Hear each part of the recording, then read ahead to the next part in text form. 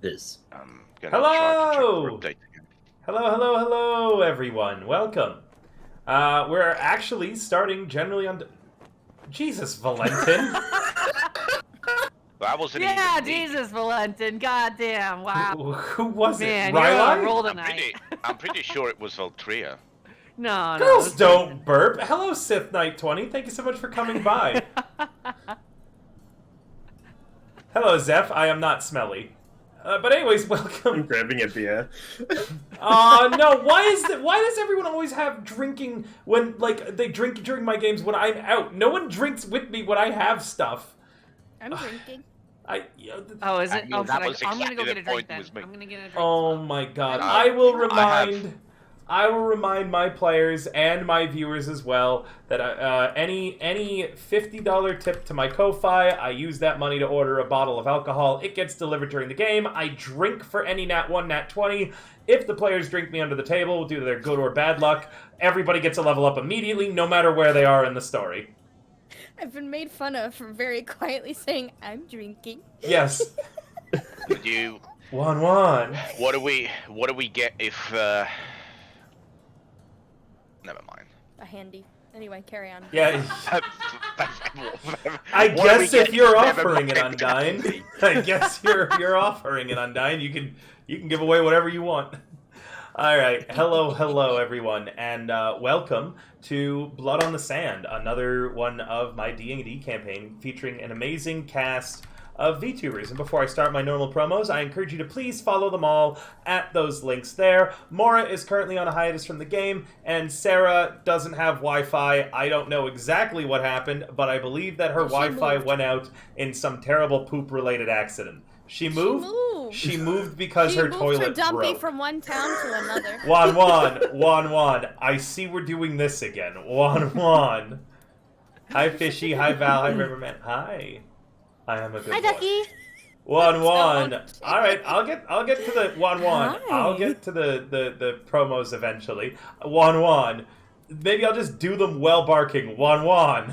Hi, Appo. Juan. Welcome to the stream. I hope you're Juan. I hope you're enjoying it. Currently, I'm barking rather than getting any of my promos done. Did I miss one? Juan, just in case. Where were we? Right, the promos. Juan. Thank you, Sith, for the bark. No. River, if you missed 1-1, that means you missed 2, right? It's a 2-2. Yes. 3-3. 4-4.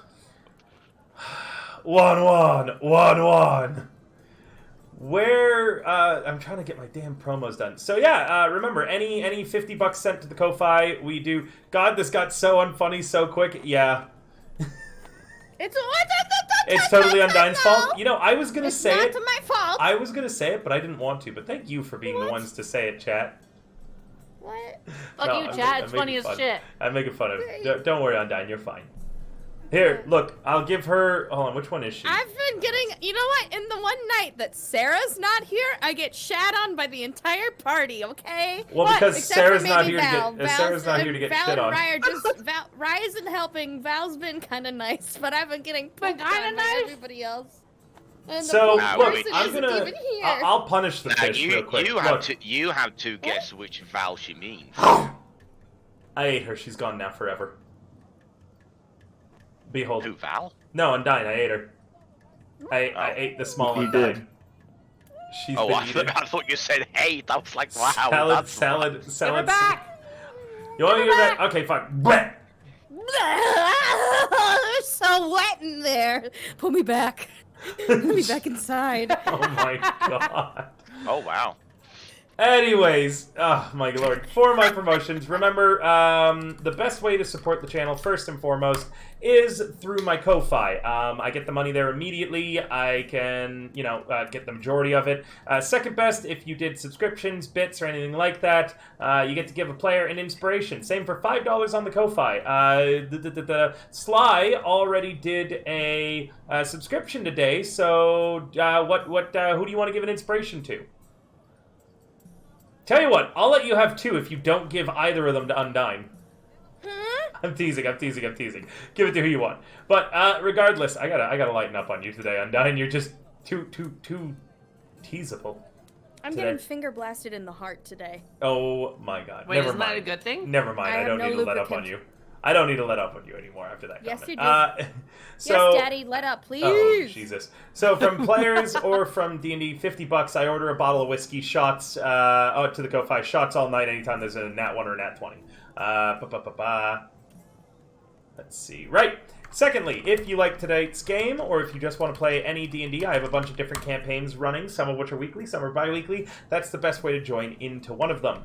I also have a throne, and I accept anything suggested on it, but please only suggest stuff that you're serious about. I get a lot of jokey things, and it kind of drowns out all the things that are, actually cool stuff. I did add some new stuff to it recently, so if you wanted to check it out, you can do so there. If you suggest anything, make sure it's from a Canadian website, because I can't accept things from Amazon.com. The throne will not let me. It has to be Amazon.ca. I think that's everything. Oh, right! Also, I'm an affiliate with Fantasy Grounds, my VTT of choice. Any purchases made with that link earn me a small commission. That said, let's begin. Is there any reason any of the players want to stay in the Tomb of the Spellblade first off, or are you all ready to leave? I believe we talked about last time, before we leave, we wanted to speak with the remaining undead and ask them, since they are planning on kind of just letting themselves die, if we could use their gear to complete the mission that they were originally set to do. Okay. So, let me do the recap then, with you still being in the tomb. Last time on Blood on the Sands, the party managed to finish exploring the Tomb of the Spellblade and had a very tense social encounter with the entombed Dragonborn there. First one to correctly pronounce his name right now gets an inspiration. Who was the Spellblade entombed here? God. Bob. Mark. Wrong. Oh, if only I could see Robert. chat from before. I didn't write it down. Let me open my notes. I could pronounce I it could properly. see it and still not know how to pronounce it. Wait, why don't I see my notes? It was something like Higginbottom. Spellish name. Warriors of glass entombed in chamber misunderstood their god and sold their souls to defeat a great evil. The tomb was buried beneath the sand after a cataclysmic world event. May be correlated to the era of glass, as in, like, definitely, because they're warriors of glass. Hints to a great evil that we do not recognize, maybe a premonition of coming evil in the current era. Leader is called the Spellblade. That's all I have. Yeah, so you didn't write down his Didn't real write name? down the name. No. Tisk, tisk, tisk, tisk. I I like wrote how down ass so to many mouth good is written in things. caps. Ass to mouth is written in caps because I was Yeah. so shocked. Never So, mind. Also there. in that case, they do not remember his name, but with the Spellblade, they did manage to convince, as he realized that they were not the great evil he was waiting for, and that they had just literally decided to invade his tomb out of curiosity's sake, as explained by Lloyd. They kind of sent this ancient warrior who was entombed and became an undead for the sole purpose of defeating a great evil. He gave up his soul and a proper burial, and then they woke him up early. They explained to him that the evil that he once fought against might still exist in the world, and convinced him to put what remained of his spirit into a magic item. Well, Imagine- it wasn't just that it might exist. It's the fact that we don't historically have any evidence of that name, and we woke them up too soon, so that we can only infer that it might be something that we haven't found yet or discovered yet. This is true. Meaning that they did manage to convince him to put his spirit in the magic item that they were going to build themselves, and together, each member of the party contributed something to the creation of a ghost lantern, a very interesting magic item. Who is holding it right now? Who's holding it? You I give it to the think- caster. Lloyd is. Yeah, I think I was the one. I'm not sure if I have it yet, but You should add it to your inventory. Have you done so? I will do that now. Yep, in items, search up Ghost Lantern. If you can't find it, let me know, and I will put it on your sheet for you. I thought you put it in the Yeah, party it's sheet in the- thing. Is it in the party sheet? Ah, perfect. Then you just I pull it from thought there. you. You just pull it Yeah. from there. Lloyd, you're able to hear faint whispering coming from the lantern. Audible whispering. This isn't telepathic, as you hold it. With the creation of the magic item, you are automatically attuned to it. What color is your magical aura? The lantern goes, let the bodies hit the floor. Let the bodies hit the floor. You don't need a roll to pee on things. You could just simply state you're doing so. However, I would, as the DM, be very confused as to why and explain, I don't really get what you're doing, but you can go ahead and do it anyways. Well, to be fair, they asked if they can roll, so if we can roleplay it. Not roll as in roll a dice. Yeah, this is an 18+ stream. You guys can roleplay whatever you want. So long as it's not, within the, with what we talked about before. Before the campaign started. So, the lantern's, giving off the, color of light of my aura. Yep. It is smoky gray. A ashen, That's right. smoky gray ice light permeates the area from the lantern. You're all still in the tomb. The undead soldiers stand on guard, waiting for you to leave. If it was Sarah that brought this up last time, but it's one Sarah that's brought this up. But what about the items that the undead soldiers will be leaving behind? Well, Sarah, do you think you could convince them to leave them behind with us? I could possibly try. I also need Oh, access to the Jesus character fucking sheet, so Christ, please. it sounded exactly Yeah, like it did her. sound exactly like Sarah. You can, have the- you can select her sheet now in the character selection page. I Serario. opened it and I could not see it. Try again. I will try one more. Okay, I'll try to convince them. Hang on. I'll do it. I will translate. Yeah, I'm Into gonna. what language?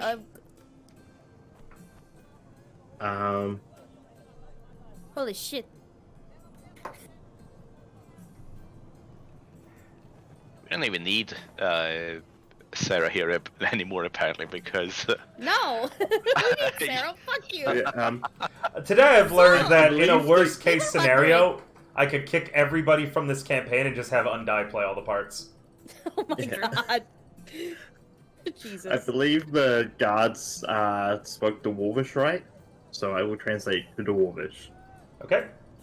So basically, we were kind of wondering if you'd be willing to give us some of your stuff. You're going to be going to sleep, and we'll be fighting the evil that was here, that you will not see because you'll probably die. But we will defeat that evil for you, and it will be of great help. And ultimately, we will be completing exactly what you were trying to do before, but didn't because we woke you up too soon. Please.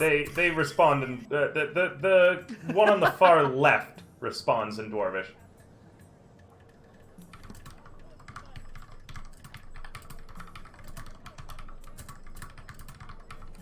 Wait, what? Is it what's your school of magic? What? No, that was me making a joke. I My school read of the magic is name cool. and I was like, I don't remember the dragon guy's name being that. Lloyd. There you go, Lloyd. That's what he says in response. Okay, so what did he say? Please tell me. I don't know. Oh, that explains it. I was like, how the fuck can I not understand this? I speak Dwarvish. Oh, it's because I didn't have a character selected yet. Oh, wait, you speak Dwarvish as well? Dwarvish, yeah.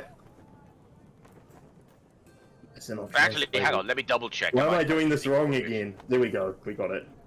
Yeah, I can see Roll it. of the dragon. Oh, you can see it. Read it out loud, too. Translate it. I see about the dignity. Okay, I understand. But what dignity will you have if the whole purpose for you being buried here destroys the world?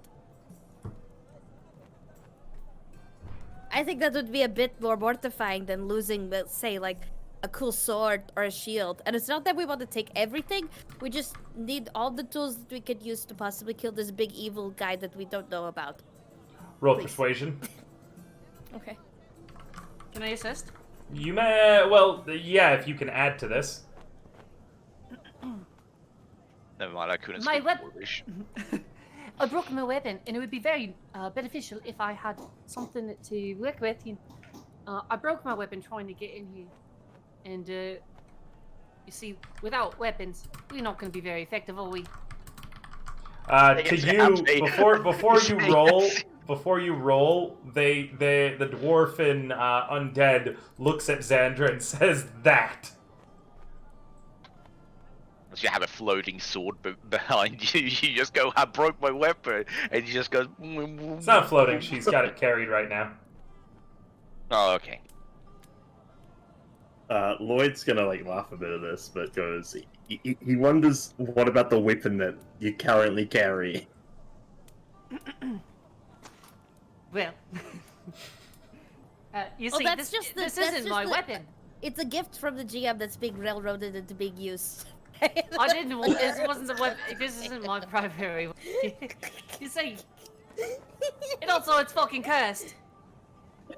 Wah! Yes, exactly like that. That's what it does the whole time. So I've heard. My It's poor in fact ears. driving me nuts, insane, if you will. All right, you can roll with advantage. Okay, I will do that. Hang on. I click advantage. then I Chat's click on- like maybe a weapon that doesn't scream as much as my inner 19! dialogue. 25! Let's Eat go! my whole ass! I wiped it very well, I promise.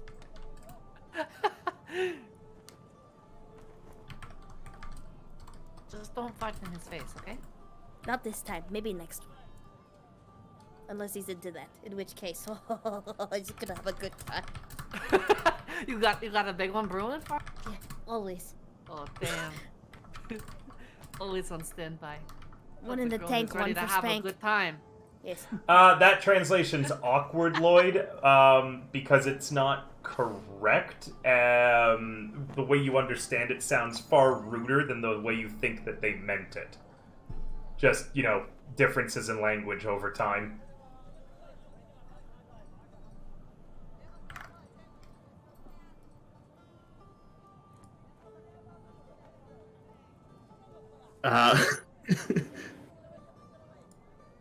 Lloyd sort of like hesitates in this translation before saying that he says it's fine to take from the ones that choose to die.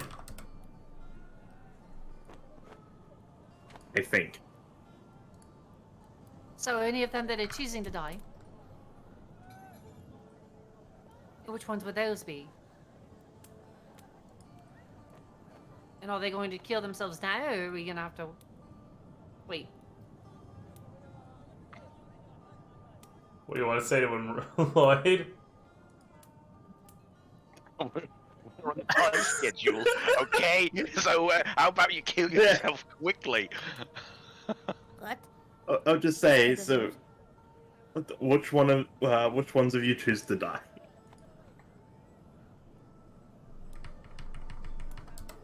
Is what he says back to the hand. Wait, we're asking them which one they choose to die? Wouldn't they technically not want to kill any of them? Possibly, probably. I don't know. I'm confused.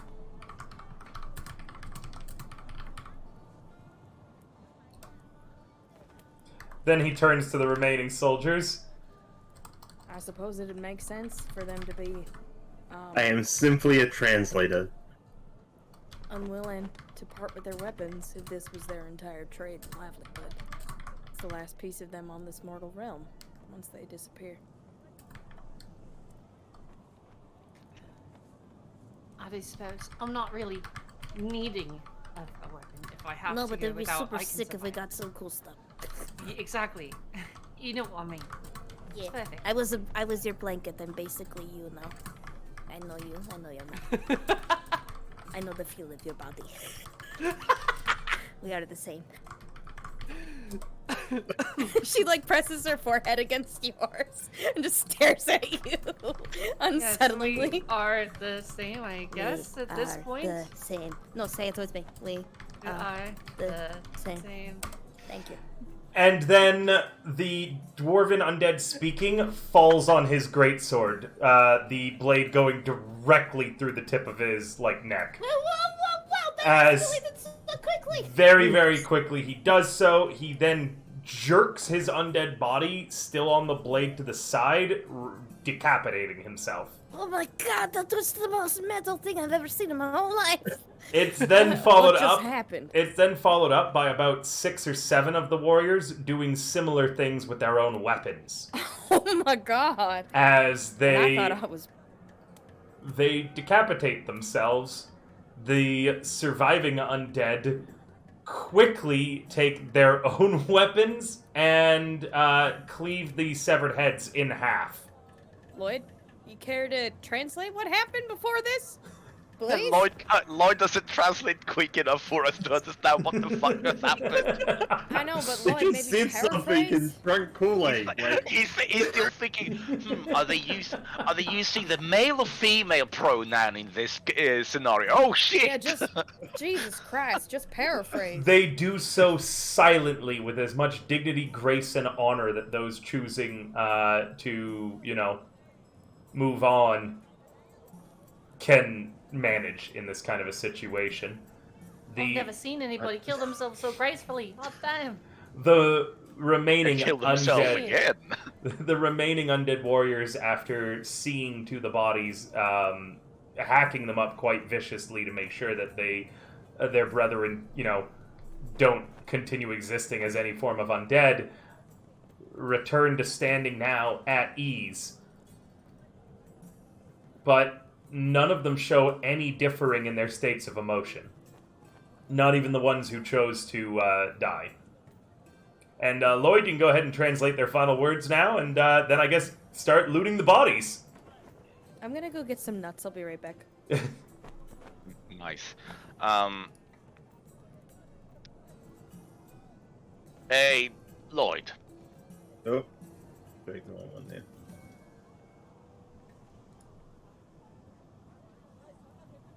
Keep tracking that. I'm not sure if we can keep.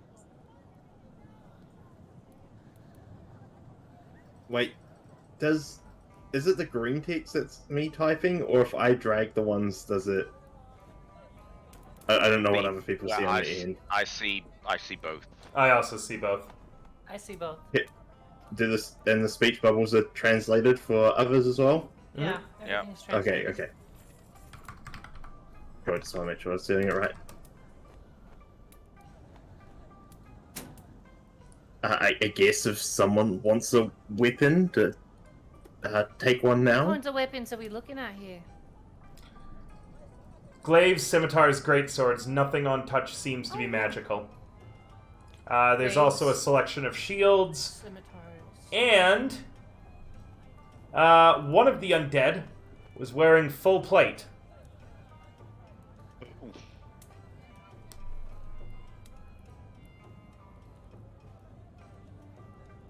If you wanted to wear his ancient ceremonial armor. But there's nothing magical amongst them all.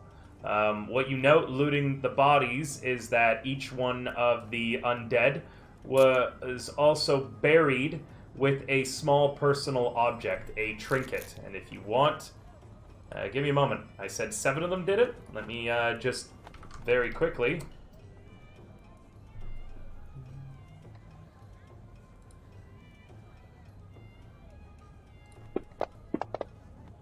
One. At the very least, maybe we can sell some of this equipment to get better means of attacking whatever threat we've promised to take Please. care of. Please don't translate that part, Lloyd. One of them had a tiny sketch portrait of a goblin. One of them had a bronze pentacle with an etching of a rat's head in its center. A bronze pentacle with an etching of a rat's head in its center. I thought you said something else. One had a diary with 7 missing pages. Another one had a single caltrop made of bone, but they were all buried with just small personal things.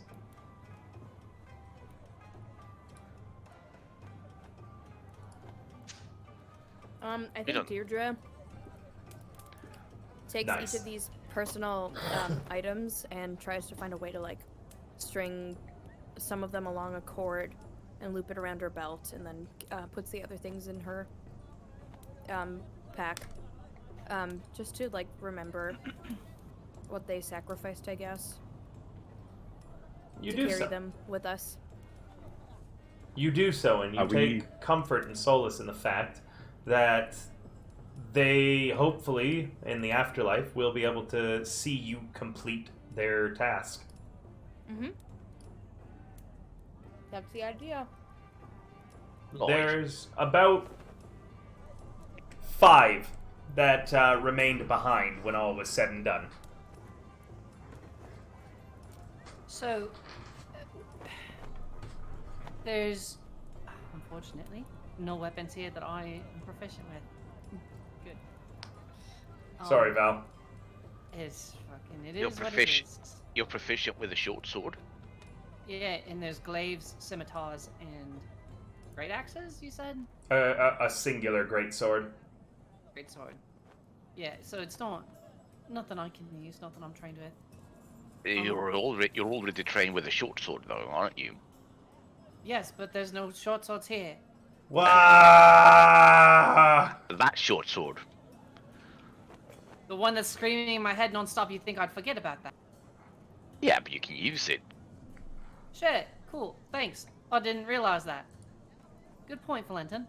Thanks for pointing that out. We totally would have forgotten about it. That's Well, you tongue-in-cheek is kind of unnecessary, don't you think? Sorry. I mean, granted, I don't hear it in my head, but any weapon is better than none. I agree, any weapon is better than none. I just wish I weren't cursed right now. I apologize, Valentin. anyway, I Lloyd. wasn't trying to be ungrateful. Yes. Lloyd. To my cursed sword. The remaining soldiers. Do you think you could translate something to them for me? What the fuck are you gonna say? Sure thing.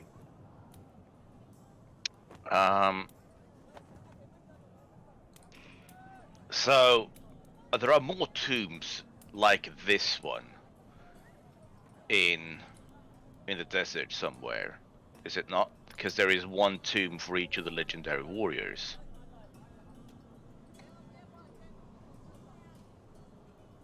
Correct? Remind me if I'm wrong. I believe there is meant to be.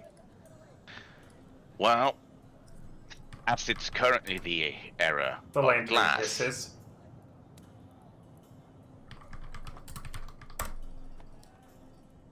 They see 7.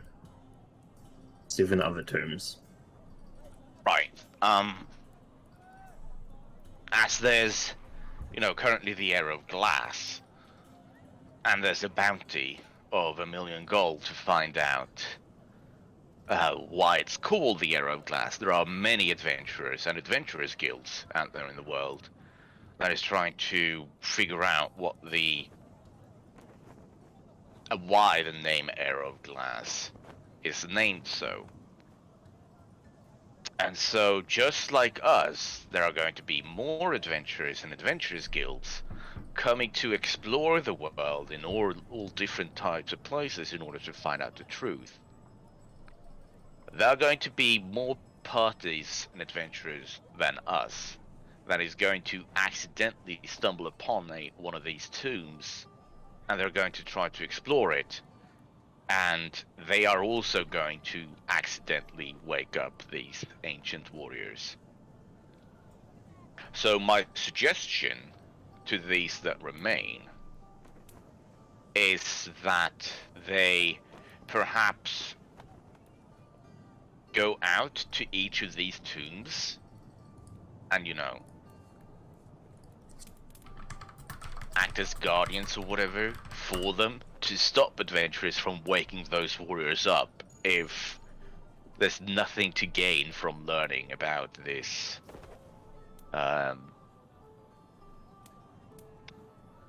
about the arrow glass from those tombs. Without you needing to translate, Lloyd, the lantern responds thusly. Yeah, they do not know the locations. Perhaps that could be a bad lead, though. that could be their purpose then, for the moment, to try to find those tombs and protect them from unknowing adventurers stumbling upon them. I don't think wandering around in the blood sands like that would be a good idea. I also don't think that putting undead in front of a tomb is going to disparage adventurers from searching it. If anything, I feel like that's going to make them want to look into it more. They'll know something's there. Lloyd, do you have a draconic phrasebook or something? So that they can say something like, no, don't enter the tomb, it has nothing to do with the era of glass. And then maybe they would go, oh yeah, I'm not gonna go inside now. Thanks, undead soldier. Thank you for, showing me the way so I don't waste my time. That stopped you, or would you That's think hardly optimistic of you. Well, if you spruce them up a little bit, if you gave them God. You're not gonna give them a makeover, all right? if you gave them like a sign that says, I don't know. I think maybe some wigs could do something. If we give them like cool hair. Right. I'd be much less likely to kill someone who had purple hair on their head. I'm just saying. You're not just saying that because Undead has purple hair, are you? It was the first color I picked. I realized that after I said it. Does I wanted to pick a fun color, and I think purple is a fun color. Even though River does hates the it, lantern it's seem to understand me without Lloyd hasn't translating? needed to translate any of this. The lantern. The lantern. It states what we said. We had a warning and we ignored it multiple times. Well, the warning I would like to point out was a warning that is not going to dissuade any adventurer, because the warning was very turn back, you will find nothing but death here are.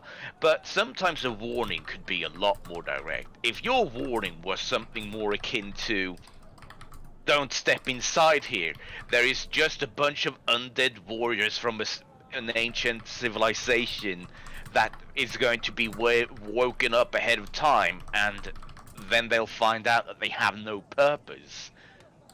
That is going to dissuade a lot more adventurers, because it'll be a much more direct warning. If a prophecy was a lot less on, as the moon rises over the dawn of the sands, then so shall the Dark Lord away. If instead it just went, if the sun goes above 10 p.m., then something bad's gonna happen, Like, if more prophecies and warnings were a lot more direct, it would dissuade a lot more people, or leave people a lot less confused. As the lantern says, it did leave a cursed item with a clear explanation of what it did written above it, and we did not find that clear, apparently.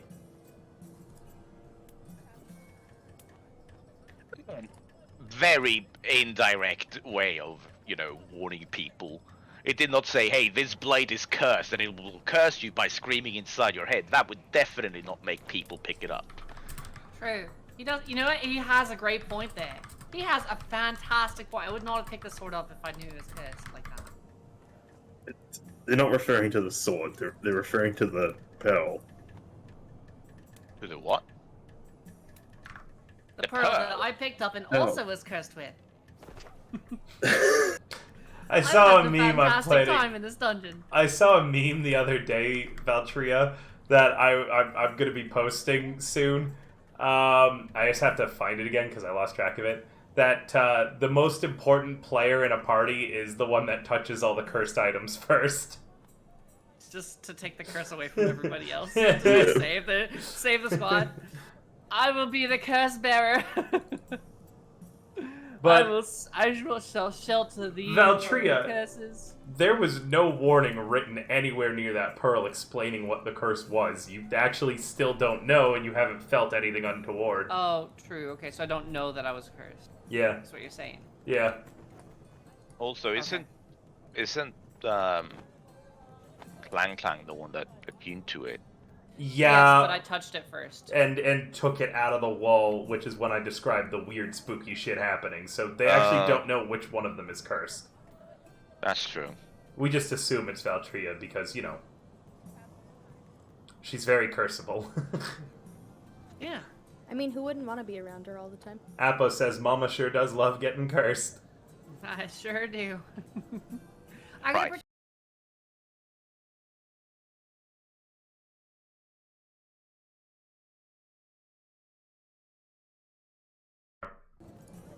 There we go.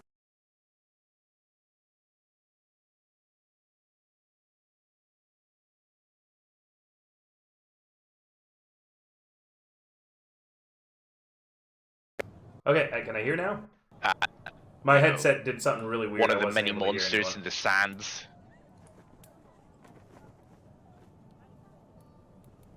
I can hear now. Carry on. Hello? Like, we barely made it through the blood sands. I test? Like, on a vehicle. If they're just walking through it... a quick question.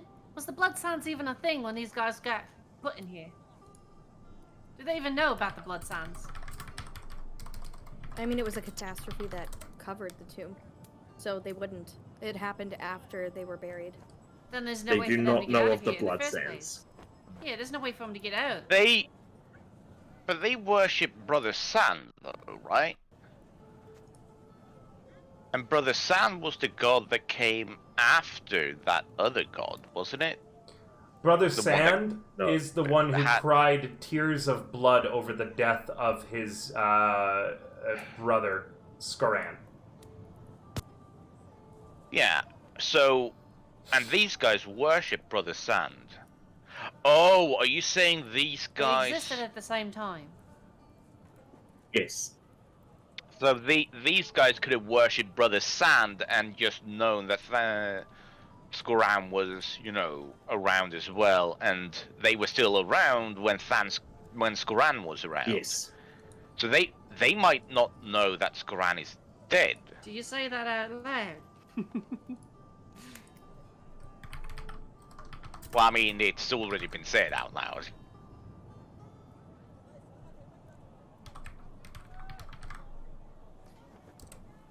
Well, I don't think they're really gonna go anywhere. I don't think no matter how you spruce them up, what you give them, they're kind of stuck here. Unless we take them with us. How long ago did Skoran die? 500 years into the era of shaping.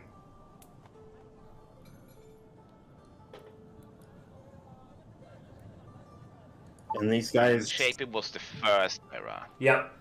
500 years. And these guys went to sleep, like, 1,500 years ago? Yep. So they sorry to give the timeline. Yeah. They went to sleep in like after the 1st century. Skoran died in the 5th century.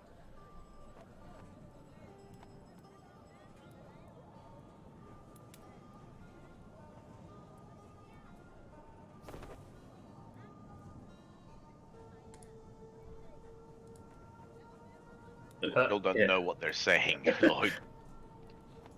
So I would tell the Lantern that Skoran has been dead for over 1,000 years.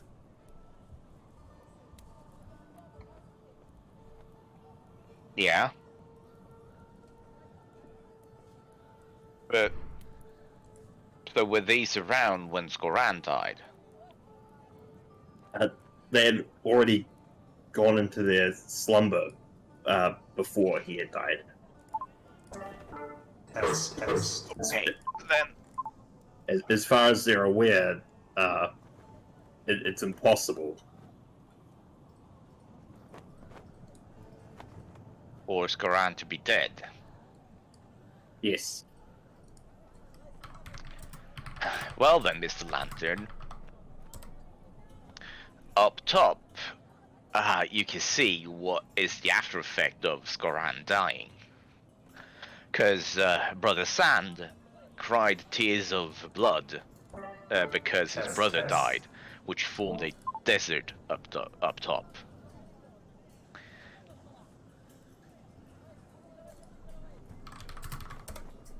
Though unless there's some other type of tomfoolery going on, I don't understand how you can explain away the desert being formed out of nothing. What? Wait, hold up. The desert existed prior. When he died, it created the blood sands, not the entire desert. But the desert covered up this temple. I believe his tears just stained the desert red. It was already a desert beforehand. We can hear you. Yes? No, I know. I know you guys can hear me. I'm doing something in the background. Carry on. Gotcha. Okay. Yeah, so Brother Sand wouldn't be a thing if the desert didn't exist. Well, at least it wouldn't be called that. This was a desert prior. It's just now it's the blood sands. Test. So Not what? walked on. That'll do. What is?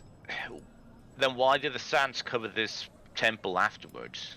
So, to reiterate the area, the desert was what Skoran left behind anywhere he did war. His war was so thorough and complete that nothing could grow there. The land was forever blasted by the sand because he would raise everything to the ground. That is where the desert originally comes from. He was allied with the goddess of the sun, the goddess of the moon, and his brother Skoran. Brother Sand. Skoran, Sand, and the goddess of the moon are all siblings. The goddess of the sun joined in on their crusade when she fell in love with the goddess of the moon. There were a few other gods aligned with them, but those were kind of like the big four powerhouse that were in the entire area. After Skoran was killed, Brother Sand cried endless tears of blood, cursing the land and was also cursed thanks to Skoran's death, and creating the unique phenomena known as the blood sands, which is this like weird liquidy almost sand. There's a lot of different theories for exactly what happened. For instance, Rai, your theory that he just stained the land red with his tears. There's theories that like Skoran's body became the grains of sand that Brother Sand cried upon, and that Skoran still exists within the desert. There's all sort, but what's an interesting thing of note is that Skoran, even though he is a dead god, is still a popular god to worship to this day, especially in Thascalis. He is worshipped by a cult, because they are no longer able to call themselves a proper religion, known as the Mourners. The Mourners believe that they know Skoran is dead, and none of them have any acolyte or cleric or paladin powers because there's nothing fueling it. Instead, they worship the life that Skoran led, and they seek to educate and teach people on it. Basically, they knock on your door at the middle of the night in funeral clothing with a funerary bell, ring it, and then ask you if you know about the world, like the life of the great god Skoran. Have you heard about our Lord and Savior Thanskoran? Yeah, they're kind of creepy, weird, and people just generally tolerate them, but they will absolutely, if you're walking past them, stop you on the street and ask if you've heard the story of the God of War. Is it? Atreus, to me! 1-1. Can you remind me if we know how Skoran died? Yes, it's common knowledge that a warrior from the Empire of Ajin slew the God of War, and then in doing so, inherited his powers, and that woman, the warrior, became the new goddess of war. That caused the Empire of Ajin, now that they're, one of their primary leaders was being influenced by the war domain, constantly trying to seek out war. Once peace came over the entire world, the Empire of Ajin fell to a series of very, very strong civil wars, shattering into a bunch of united provinces. Not united yet. Shattering into a bunch of warring provinces that each developed their own cultures, history, and things like that. Up until 5 years ago, politically, they were all united again. No one has seen the Goddess of War for the past, maybe, century or so. She just up and vanished. She went on holiday. Basically, but in this era, it's actually common for gods to just, disappear. The gods, during the era of myth, the gods began to retreat from, interfering in the world directly to not break the, peace treaty that they made that ended the era of the shaping. But, not all of them had retreated fully yet, and there's still, even now, in the beginning of the era of glass, every now and then gods will, vanish and go missing. But there's basically a god for everything, even the little things. There's a god of the morning dew on the grass. All sorts of stuff. So, just as a note. Is this the area that Skoran died in, then? Yes. He died where the Blood Sands became.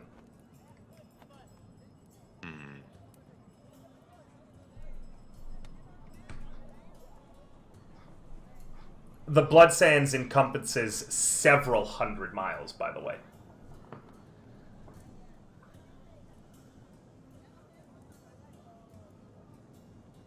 Okay. I was just wondering why this place was covered in sand, if, Well, But if- originally if there we- was a monastery on top, but that's been destroyed due to time.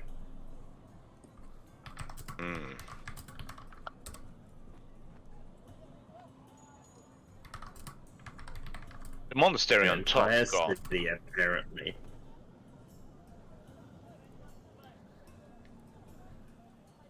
Did- I will say to the lantern that it will get to see what lies above when we head to the surface soon and see for itself. Yeah, I suppose Sarah was right. I think it was Sarah that suggested we could take the weapons, and then if we can't find a use for them, we can sell them. Maybe I can get a new quarterstaff or something. Also, what happened to the spell sword's sword? His blade? Yeah, what happened to his stuff? His sword still exists on the ground. The same for the wand he had. What kind of sword is it? Or, sorry, the arcane focus he had, because he used a crystal as his focus. What kind of sword? I'm glad you asked. It is a longsword. Damn. Sorry, Thanks, Val. but not quite. So Anything, no, it's fine. It's fine. Particularly special about I will it? just use my lucky fist. When you touch it, it Do I doesn't... sense any magical energy emanating out of it, maybe? When you touch it, it doesn't appear to be magical. Damn it. But you do remember very clearly lightning crackling across it. Oh, He was probably able to imbue his sword with magic. Maybe it's not magical in of itself, but he was able to. I'd like to pick it up and take it with me if I may. She looks over at the lantern rather than the rest of the party. The longsword is Maybe it'll be of use. The longsword is incredibly old, and much like the weapon stylings of the rest of the warriors here, it is a curved blade, more akin to a falchion than an actual true longsword. I like my blades like I like my PPs. Curvy. A little bit of curve. Yeah. Yeah, anyway. More akin to a falchion, but it would still have the same stats as a longsword. Alright. But it's a very, very fine blade indeed, etched in draconic all down the side. What do you make of this? I want to hold... I'm still holding the blade, but I'm, like, trying to hold it in such a way that Lloyd could read it. While I'm reading it, I will just use a spell slot to cast Detect Magic as well. I mean, you could always... Well, I mean, I guess you could cast it as a ritual, but then we're going to be down here for There is nothing remaining in the room that is blatantly magic that you have not already discovered. The crystal was an arcane focus with its, owner no longer on the mortal plane. In this kind of sense, no longer having a physical body for him to attune to stuff to, the crystal is inert. The blade, the same. It does look like you're able to tell with the detect magic, the blade was uniquely created to be more easily enchanted, but that literally means nothing to you in this era where it's become far easier to enchant things. It's made out of a metal that's like fallen in popularity is magic enhanced enough to know that you could start enchanting anything, and the stuff itself didn't need to be of something that absorbed magic well. Hello, Raiders. Hello, Raiders! Hello. That's what the blade reads, by the way. Hello, Jupy. Thank you so much for raiding me. If you don't know, hold on, I'm going to turn off the dog ears so you can see my lovely earrings. Wiggle, wiggle, wiggle, wiggle. Hello, Jupy, and hello, everyone. If you don't know me, I am another member of Chisana alongside Jupy, who's one of the leaders of it. I am River. I'm a bardic dancer VTuber based off of a College of Swords bard. I do a lot of D&D and other TTRPG content. We're currently running a D&D game with some amazing other VTubers. You can follow them all there. And lastly, let me just make sure that Jupy gets a shout out, because I'm actually really bad at that and I always forget, and I don't think any of my mods are around. Really think I need to get another mod. There! But yeah, thank you so much for all coming by. We're currently playing Blood on the Sand. The party have just completed a dungeon and are learning about, kind of the people that were left behind here. Carry on, players. Well, there's nothing left for us down here. Suppose it's time we head out, yeah? Deirdre, were you interested in the plate armor? I don't think Maybe. anybody else, but you could use Let me it. take a look. I mean, I hate losing all of my dexterity. Hang on. I don't remember what I've been wearing. I mean, aren't you I've wearing got chainmail chainmail? equipped currently. Yeah, so you already don't use any dexterity in it. Right. Perhaps the plate armor will suit me. Okay. On the items panel, you're going to... you know what? I'll just get it set up for you. No, I need you to do this. On the items panel, you're going to type in full plate. Nope, that doesn't have it come up. I guess it's just plate. You're going to type in plate. You're going to go to page... Well, I don't know what page it's going to be to you, but what you're looking for is just... And there's a lot of different kinds of, plate, half plate, all sorts. You're looking for... literally just the armor called plate. Okay? Nothing fancy, nothing additional. You know what? I will just add it to the party sheet, and you can grab it from there. Yeah. All I see is breastplate, half plate, and then a lot of it used. There you go. Yeah, it would be on the next page. But there you go. It's in the party inventory. Alright. As a note, plate armor is normally worth 1,500 gold.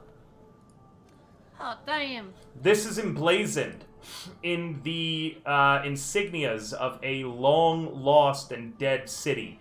A tragic company, and it still has its owner partially inside it, as they only decapitated themselves. The rest of the body is still within. Also, should we go ahead and add the other items to our party sheet? Like the greatsword and... Sure, yeah, let other me do that. weapons? Since we're thinking of taking them just to... Yeah, of course.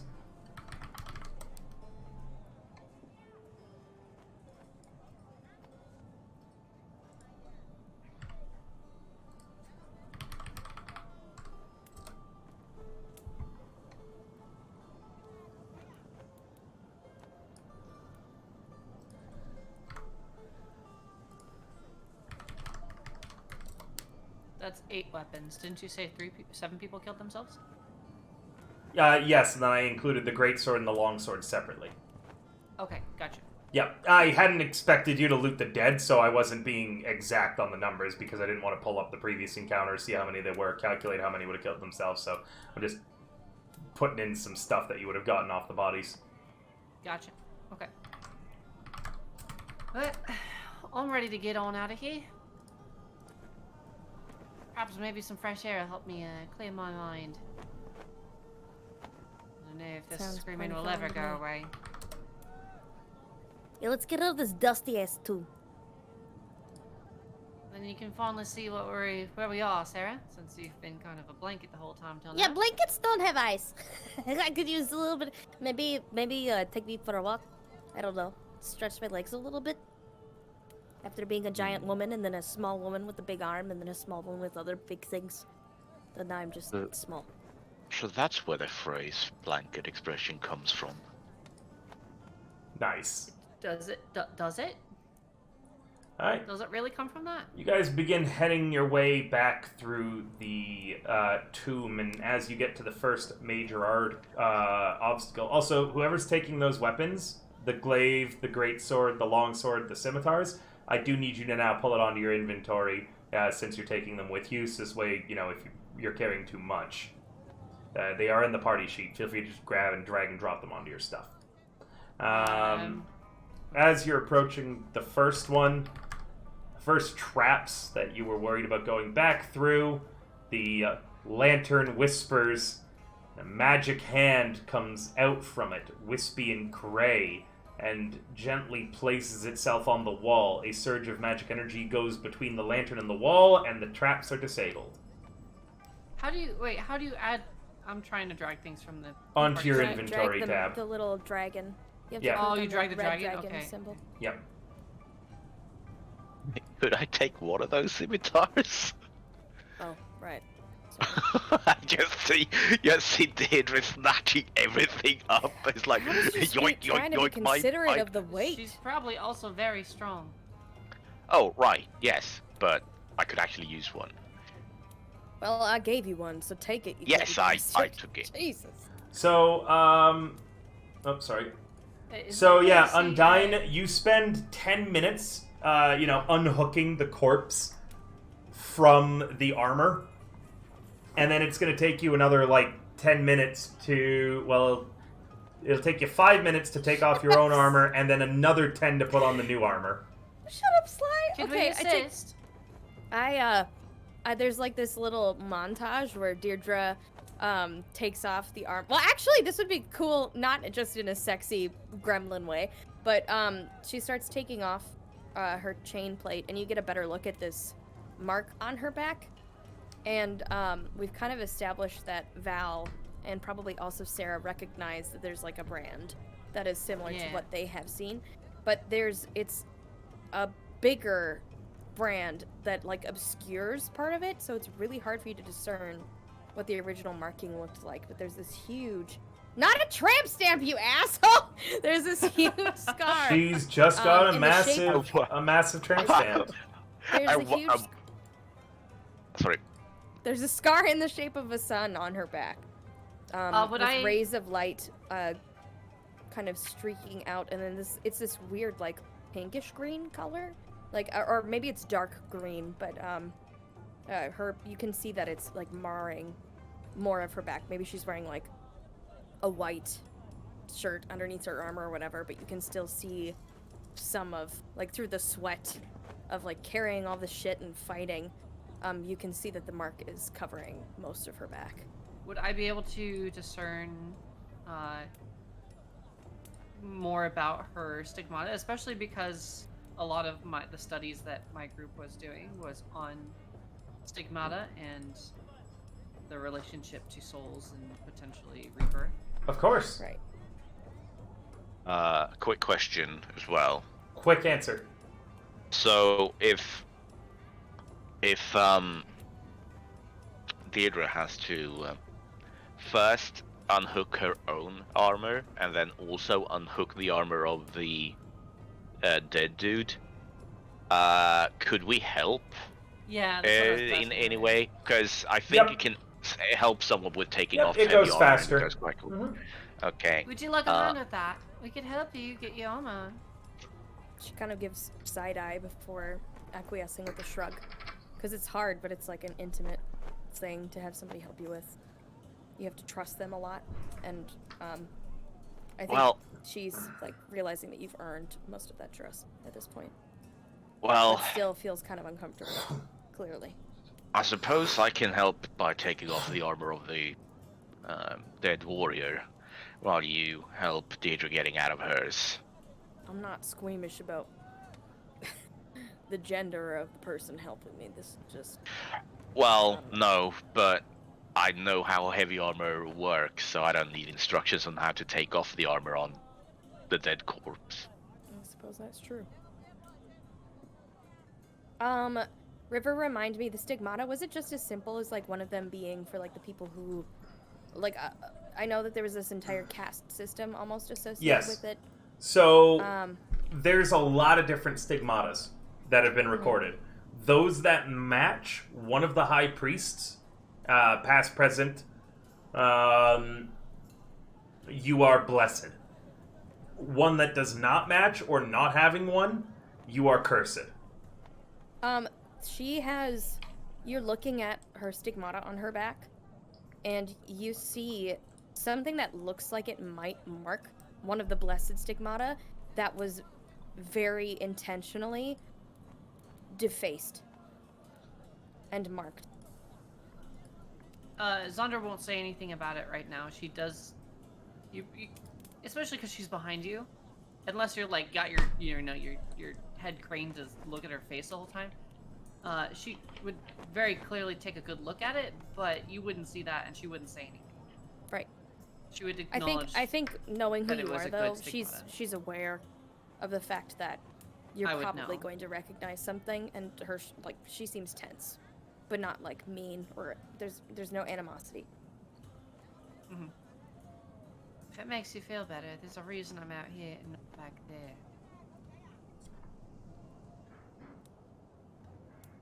River? Say anything. Yeah? Would I know about stigmatas? Is it like a commonly known thing, or is it more an agent shoot thing? Or whatever. Rabios. But Rabios, sorry. So, it depends on how much you know about the outside world and you take an interest in world politics. Rabios is a mythical place to most people, considered a heaven on earth and a paradise. You might not know about the caste system there, you might not know about stigmata, or you might. They don't keep this stuff secret, but because of how few people get to enter and how few people get to leave the country, there's a lot of misinformation and there's a lot of a lack of information. Unless you are a very religious person, it is at the very least unlikely you would know what is a correct and what is a incorrect stigmata. You might know stigmata exist, but you wouldn't be able to tell at a glance unless you were from Rabios or you had a very hefty interest in religion whether something is good or bad. I think, from my perspective then, I don't understand. I don't understand the implications of the stigmata thing here. Thinking about it as well, if your character was involved in trying to free people from Rabios, they would definitely know which stigmatas are allowed and which ones aren't. Same if they were a bounty hunter, because generally people with the wrong stigmata, they have big bounties put on them to get returned to Rabios. Well, again, for me, I would probably understand the concept of, stigmatas, but because I don't understand the nuance. If I've ever seen a bounty, I would just be, okay, that's a bounty of, like, a stigmata person, and I don't understand enough about stigmatas, so I'm just not gonna take it, that type of stuff. Take it. Mostly just for clarifications. If I would understand what this, awkward feeling is between them, or if it's just, oh, what is this? Anyway, that's about it. I'm unhooking this plate armor, and once they're done and either one of them helps me or All of the whatever undead we- stare at you the entire time you're doing this. What permission? I don't know.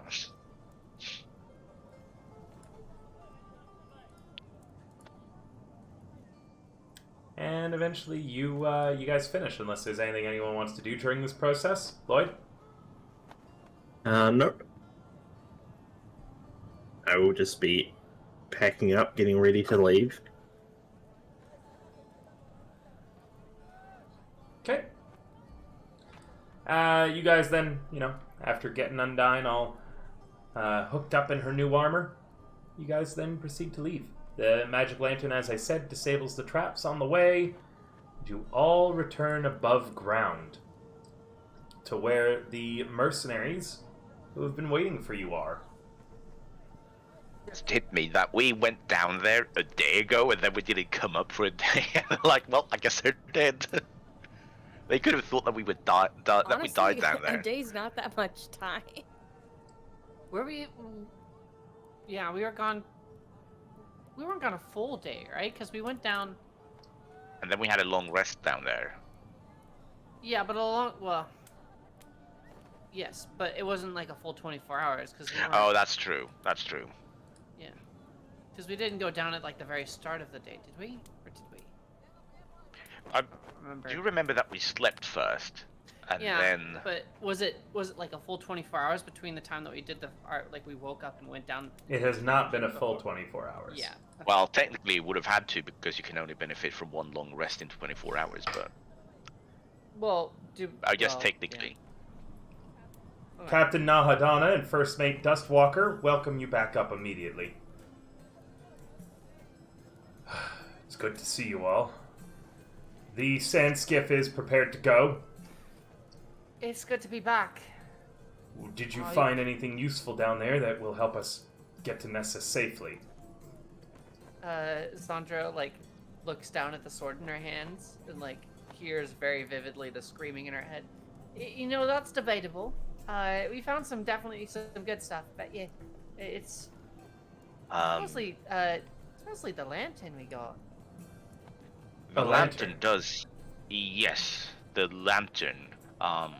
It's possible that it could guide us on a safe passage, seeing as its inhabitant was a follower of Brother Sand, and Brother Sand was Skoran's brother. So perhaps they just know how to see a safe passage through. Don't we already have several priests of Brother Sand? There's a ghost in the lantern? I'm sorry, can we start from the beginning with what happened there? Well, we went down into the tomb. There was a very loud voice telling us not to continue on, but we said fuck that and we continued on anyways.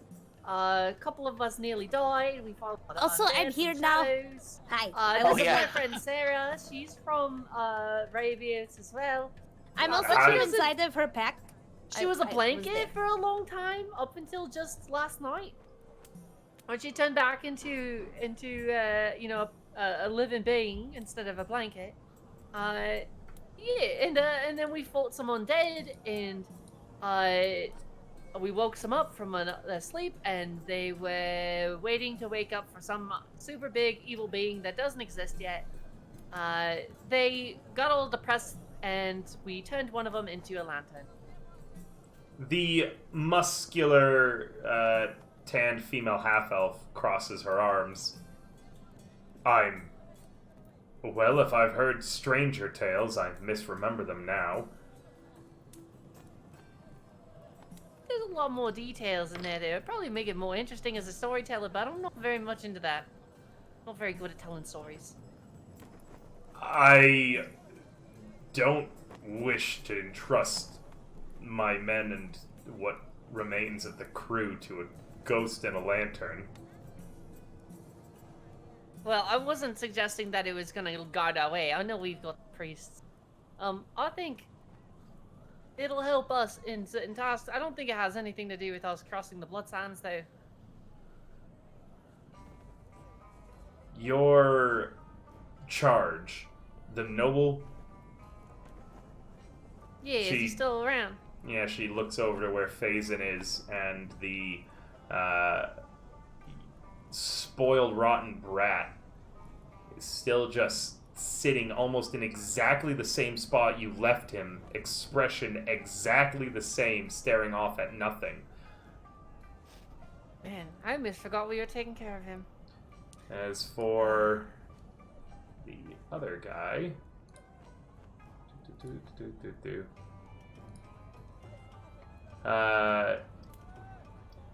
just trying to find his name. I've lost all my notes, sadly. I might have written it down.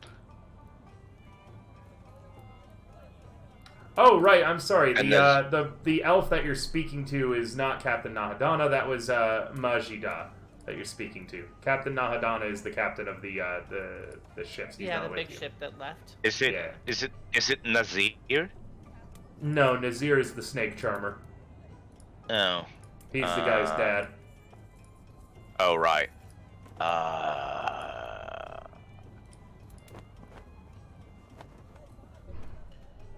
We get mentioned, it'll be like immediately like that's the one.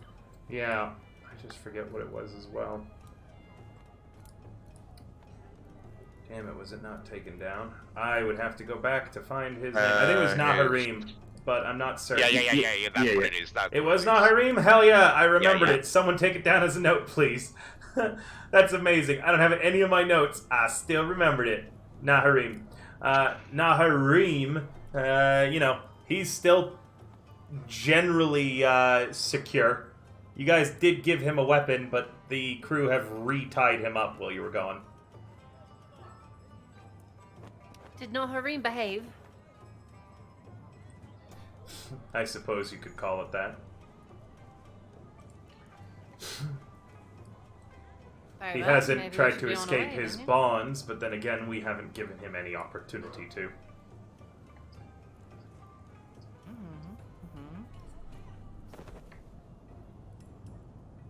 I mean, I'm not in the best of shape, but maybe I can. Well, no, I'm navigating on tie.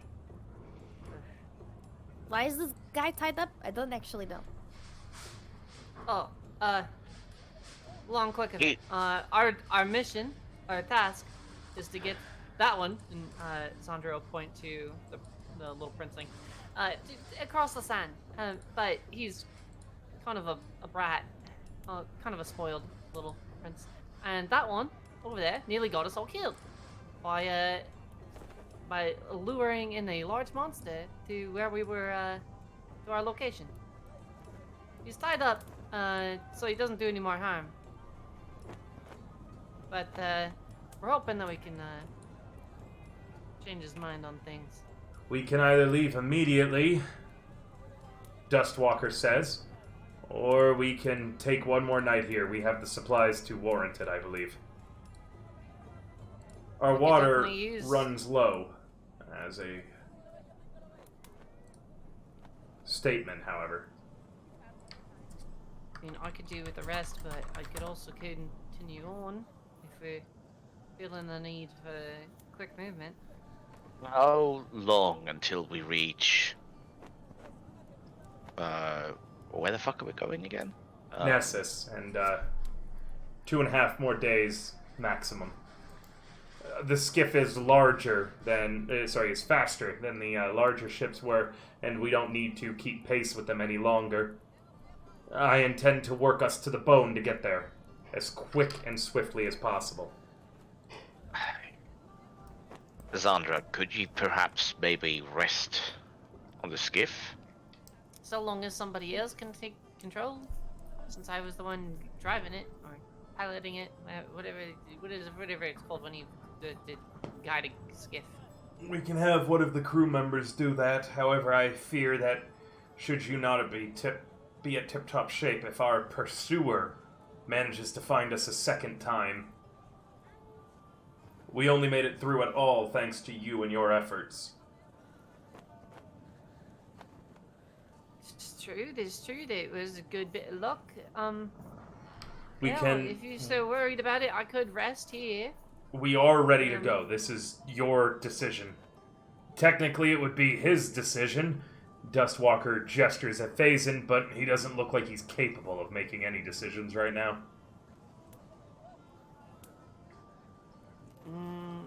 You don't recover health on a short rest, right? It's only on a long You rest? do, but you have to spend hit dice to do so. I've got 3. Yes, you do. So, yeah, if you took a short rest, you could recover some How about HP. this? We'll just take a quick rest. I don't need to take a nap or rest for long. At least that way we can get going, but at least I will, I will feel a bit better. The main thing is the only person to receive any thing back off of a short rest. I think you receive your key points, Xandra. Yes. Valentin receives some of his abilities, and I think Lloyd doesn't receive anything. He's already used Arcane Recovery, haven't you, Lloyd? I don't think I have used Arcane Recovery, but I've still got pretty much everything. Okay. Then yeah, Dee Dee would still be out of spell slots, basically. And I don't think Serario has anything left in the tank either at this point. I could be wrong, though.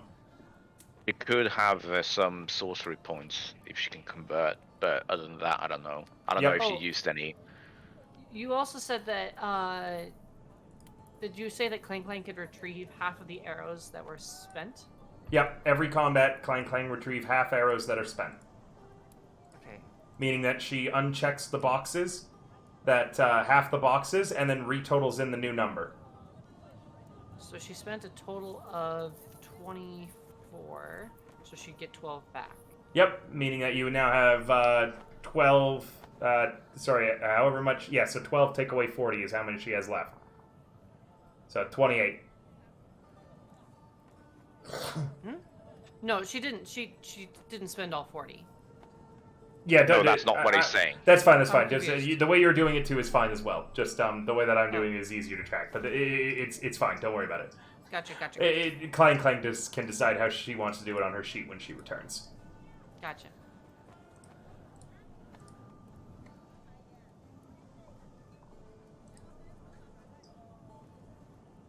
I suppose it's up to Deirdre to decide if we take a longer rest or not.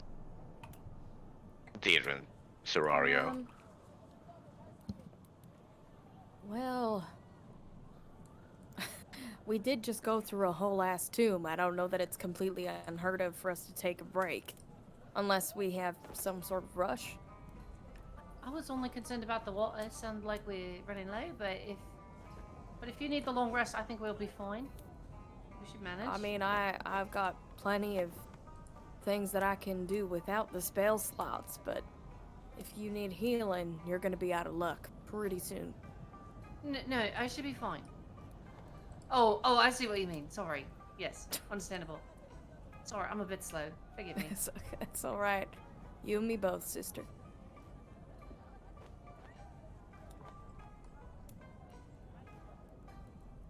What do you think? What are you all comfortable with? Well, what about Serario? Is Serario gonna be alright? I don't know. Let me look at. Wait a minute. Where would they? What would they? Oh wow! Yeah, I've got like 2 second spell slots left, and that's it. And then I probably can't do much. So, I've got cantrips. I don't know. You want some fucking light? I'll give you light. I've got some stuff I can do. It's not that big of a deal, but like, yeah, I'm also very, very low on my spells. Slow. Well, then perhaps we take the long rest. Oh my god, I can't believe my AC is 13.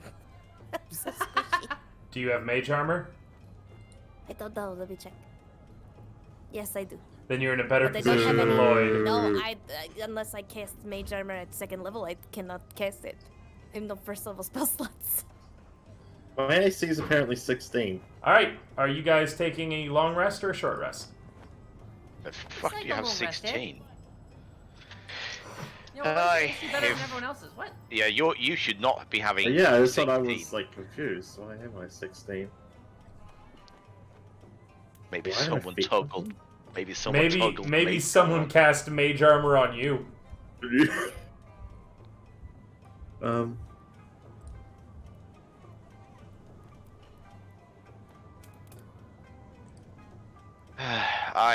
we'll rest up fully then.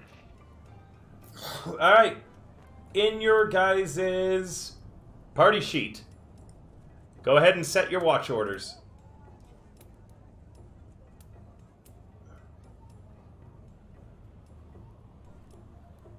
I could take first watch again. I could also take first watch if you'd like. I need to Yeah. lie down. It would be nice to get some more time to chat. You could put up some more, you know? I don't know that should be the one to do that necessarily, since I can't make all the decisions for this character, but I will do my best. Oh no, she has split personalities. What? No. No. I know what you mean. Yeah, we don't have to roleplay it. It's fine. Okay. Well, I guess Clang can go on a watch with either Deirdre. Well, Deirdre says she wants to rest up as much as possible, so let's have Deirdre sleep for tonight, and then Clang, Lloyd, and Valentin can take one watch each. I mean, with the watch order, we should all be able to get our proper amount of Yeah, rest wait, for a full yeah. on. Absolutely, but she said she wanted to lie down, so in character, I'm letting her not take a watch. So, who's not going on a watch? Deirdre. I mean, that's So- if she wants to. Dee Dee, are you going to take a watch? I can take a watch if I need to. I just need a full rest. Is all I'm Oh. gonna say. Well, you'll get a full rest regardless of taking a watch or not. Alright, so by my count, Xandra Serario, first watch. Correct? Yep. Dee Dee Clang, second watch? Unless she wants to have a different conversation partner during the night, then yes.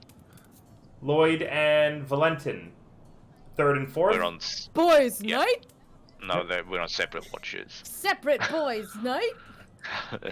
It's Lonely Boys Night. Lonely. Now, if none of you wanted to be on watch, you can allow the guards to be on watch. Oh, well, that's true. But then, that's us trusting that they're going to do a good job on watch. Also, on your formation, I would now like you to reset your formation as if you were around a campfire. The center, the target in the middle of the map, that is where your campfire would be. It's the middle of the area. Oh no. Actually, if you don't mind, Deirdre, would you mind if I took a watch together with you, and Clang and Lloyd can take separate watches to get on their own? So much for boys' night, Zandra whispers. Sure. Sure, I can do that. There are your answers for Deirdre. Yeah, I'll fucking tell her what to do. I don't care. I don't give a So, sorry, just to reiterate then, Valentin's now on second watch, Clang's on fourth? Yes. Okay. Alright, set yourselves up around where the center would be the fire. That's where I'm assuming you spend your time sleeping, not your time on watch. On watch, you'd be walking around. I feel very stupid. You don't need to feel stupid. Why do you feel stupid? So I've never gotten to the map before on my own. I've always been dragged there. I just don't know what I'm doing. Oh, go to the party sheet. Okay. When it says main inventory and order, click on order. You should see a little target in the middle, as underneath the formation on the right. Order. Oh, okay. Yep, just place yourself where you would be around close to the middle of the map. The middle is the entrance to the tomb. Oh, I thought that was the campfire. Never mind. It will be the campfire entrance to the tomb kind of a thing. That's like the central point. Oh, then I'll be there because Valentin wants to be close to the campfire. Because I'm cold during the night. Everyone huddles up, except Alright. for Lloyd who wants to sit at the distance. Most of the guards head to sleep. Some stay awake, including Dustwalker and Captain Majida, or Lieutenant Majida, whatever her rank was. If you guys wanted to interact with them at all, Xandra and Serario. Are you guys doing or saying anything of import on your watch, or would you rather I just skip through it? I think since Sarah's not here, it'd probably be best not to try and roleplay too much. You would still be I'll able to just, like, roleplay. backstory stuff. You'd still be able to roleplay if you wanted with any of the NPCs, or even your screaming sword. Yeah, actually, I'd like to roleplay with the screaming sword. Truly? Yes. All right. The sword goes. Ah! It's a Sandra therapy like, session. Since she's on watch, right? She's like walking around. Yep. She's just kind of like holding it in her hands, like right in front of her as she's like looking around. Yep. Are you ever going to shut up? It continues to scream. Why? Why do you not listen? Why do you continue to persist in screaming in my head? I probably won't even sleep tonight. I'm probably just gonna lie awake. I won't even get any rest. What if I don't get any health back because of you? Then you'll literally be killing the person that you want to use you. That seems pretty stupid. Does she's just gonna roll a persuasion, even though it's Go ahead. just a sword, and she's shit at persuasion. Yeah, nice. The sword screams louder for some reason. Why? Why are you like this, you awful shit? And she'll like smack it on the ground. Why? Wait, It vibrates in pleasure, screaming louder still. Hey, yeah, maybe you it's like gonna. being smacked around, huh? You kind of into that? What if I just left you here, huh? What happens if I just left you here on this dusty rock in the middle of the blood sand with nothing going on for you, huh? Fuck you. Continues to screech wordlessly in your head.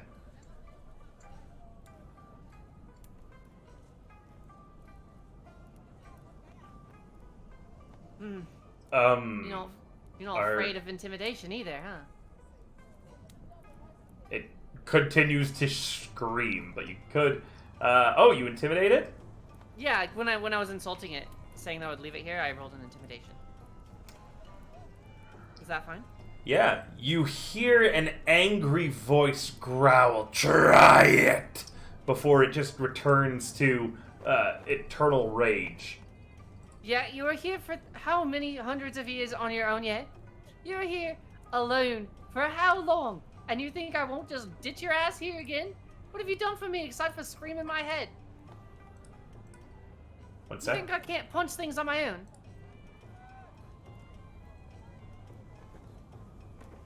Do I need to roll another intimidation? No, I'm just... Give me a moment. I'm trying to do something. Hoping it'll work.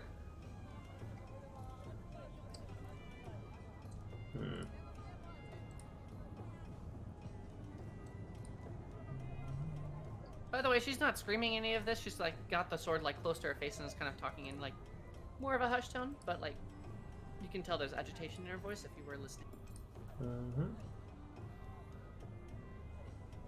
Unfortunately, I set up voice mod, but it doesn't seem like it wants to get picked up on stream. Meaning, maybe it'll just be a thing for the players. Let me see if Discord will pick it up.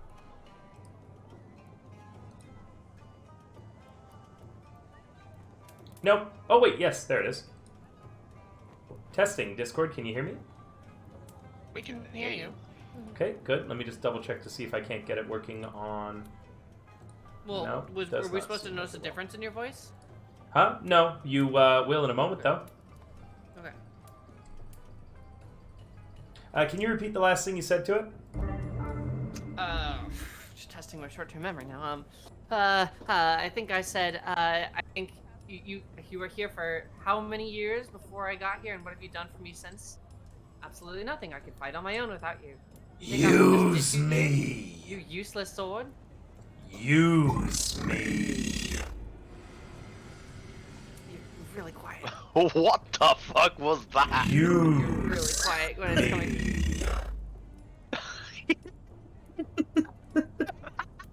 What was that? I can't even understand you. I don't know if you're getting across the point you're trying to get across, but that does not sound like a screaming angry sword.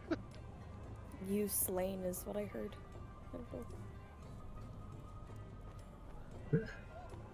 Was it not good? It was really hard to understand what you were saying. It's meant to be, but let me try a different one, see if that'll work. One sec. If it has the desired effect that I wanted. Test, test. No, this is just that's better. silly. Test, test. You're gonna have to speak really clearly if you're using that, because it just comes And really high muddied. pitched, because it already makes your voice really low. My voice is too low. Oh no, it's a robot sword. Test, test. Oh, this is much better. That's there pretty we good. go. That's This pretty is good. good. Now We'll use this one. And chat, that one- I think I found a way that it'll work for you. Oh yeah, if I just mute this, there, you should be able to hear the voice that I'm using. Alright, Yeah. yeah. It's coming through on stream. It says, use me. If I use you, you'll stop fucking screaming in my ear. Satiate our lust. Oh my god, why is this hot? Hey, help! Somebody. Okay. Jesus fucking Christ! Oh, and if I- he wants you to polish that sword, huh? If I satiate your lust, will I get anything aside from your infernal screaming ending? Or is I just be rewarded with some paltry reward of not having you scream? If you call her a good girl, that'll be good too. Just saying. My fury has endless potential. 100 souls to start. 100 souls, and that means then you have to deal the killing blow, or you just have to be there when I kill someone. Like, if I killed something with my hand... Ah, fuck it.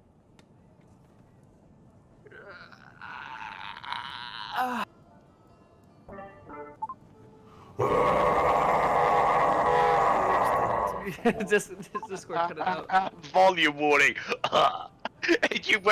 This is what it sounded like. Volume warning.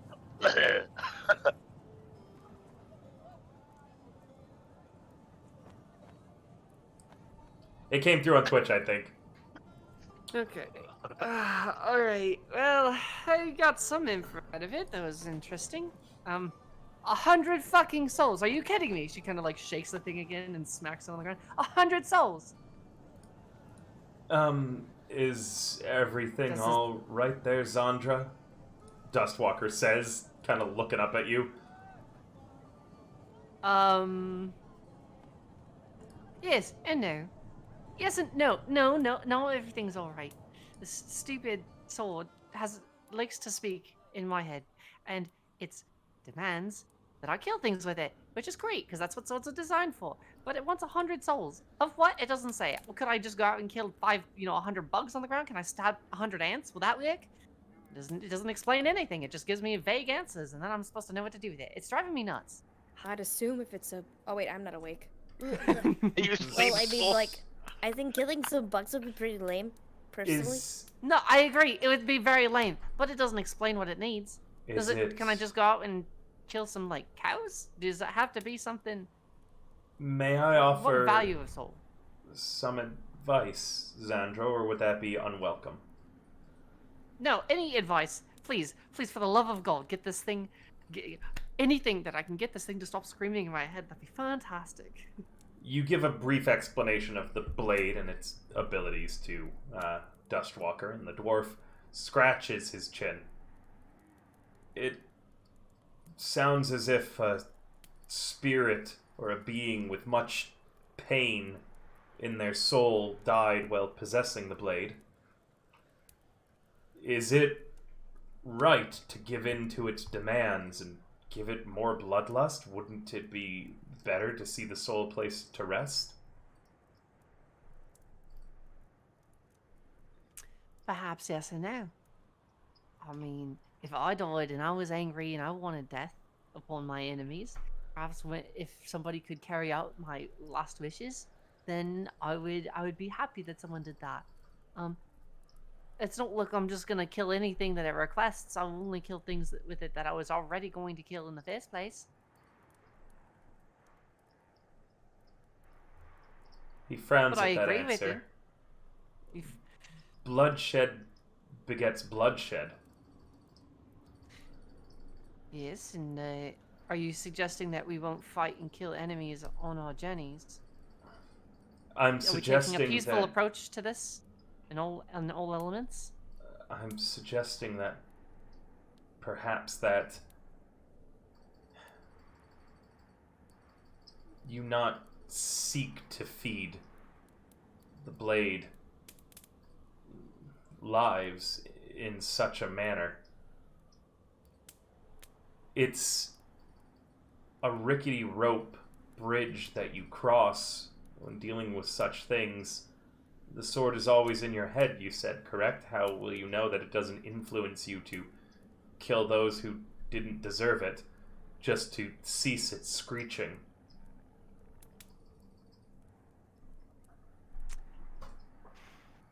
Can Zondra roll like an insight into this to see?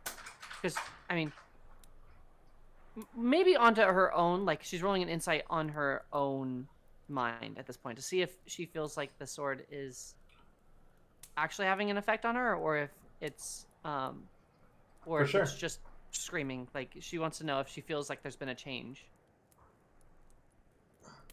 All effects are entirely roleplay based. If Zondra begins becoming more stressed out, prone to anger outbursts and things like that, it's less from a lack of the sword's mental influence and more of a byproduct of what happens when you are getting no peace from screaming constantly in your ear.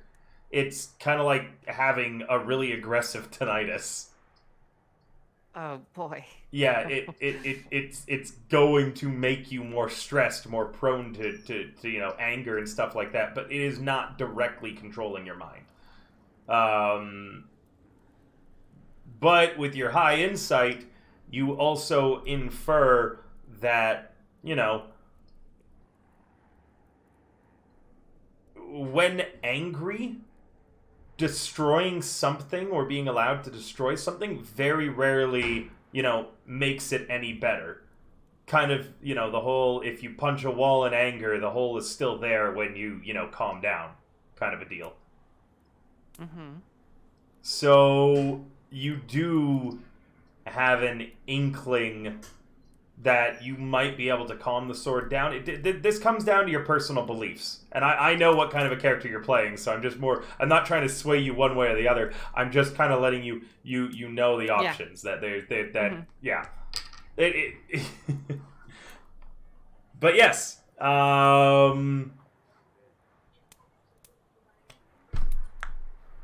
You wonder the wisdom of giving the sword of what it wants, and if that would be a quote-unquote happy ending for it. Whether or not you care if the sword gets a happy ending is up to you. Hypothetically, we were to go through with trying to get this thing a peaceful ending. What would you recommend? Learning more about it, who it was, how it died, where it died, and why. Figuring out what influenced it, such as finding a way to resolve its rage in a peaceful manner. Brother Sand teaches that we should be like the desert. The wrongs done to us should be forgotten, much as evidence in the sand is erased by the wind.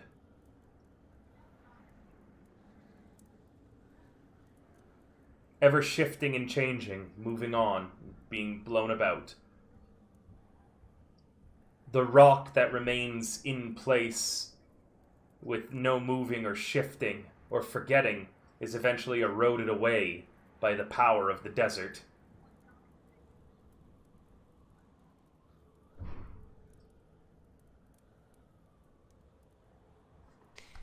And perhaps I'm the rock and this thing is the sand on my mind.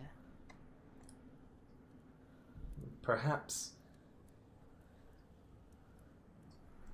Well, I will have to think about it. Well, as best as I can alongside this infernal screaming.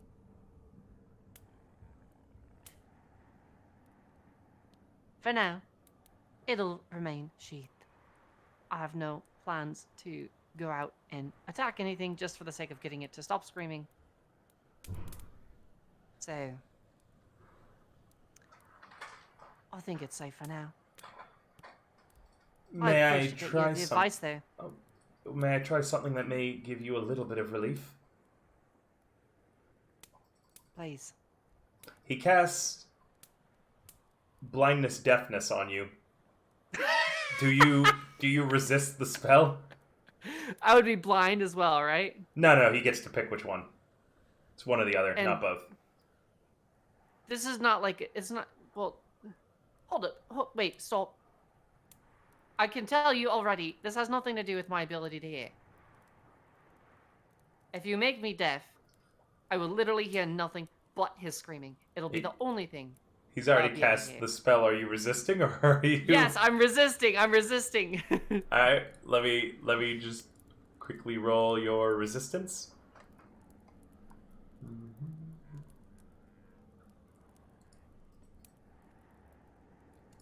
There's a wisdom save. Natural 20. You Hold resist. Up.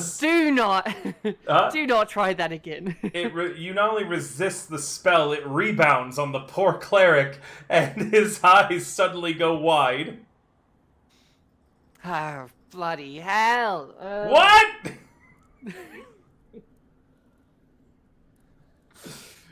Sandra pulls out her notebook and like flips to a blank. Oh wait! Right? And since it's concentration, he just drops it. Oh my god. Look, I'm sorry, but I have to be honest. That was a terrible decision.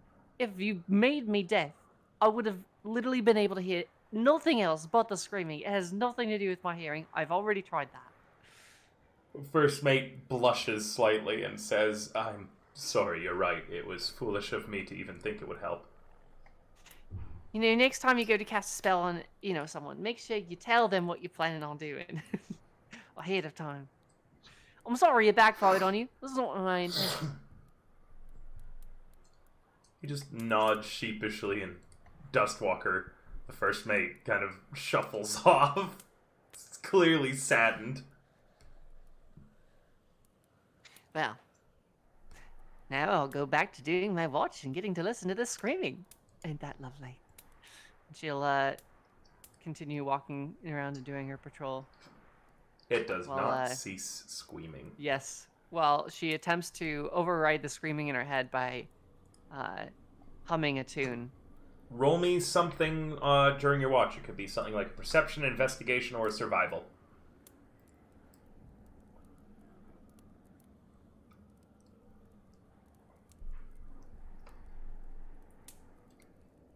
With an 18, as the sun sets and the moon rises, you look out at the beauty of the desert. The blood sands sparkle in the moonlight in a way that you've seen a few times before. In the far distance, you can see something that looks like a massive fin for a moment before it dips down beneath the sand. It doesn't look like it was headed towards the camp, just something out in the distance to show that there is at least a twisted form of life still in this cursed, blasted area. We'll be coming for you soon. Big piece of shit. Second watch. DD and Valentin. What are you guys up to during your watch? How do you stay awake? Dustwalker has gone to bed, but Majida is still awake. Can I go ahead and roll my... Can I go ahead and roll my hit dice? Yes, you did get a short rest at the very least. Everyone has at this point, so I will apply a short rest.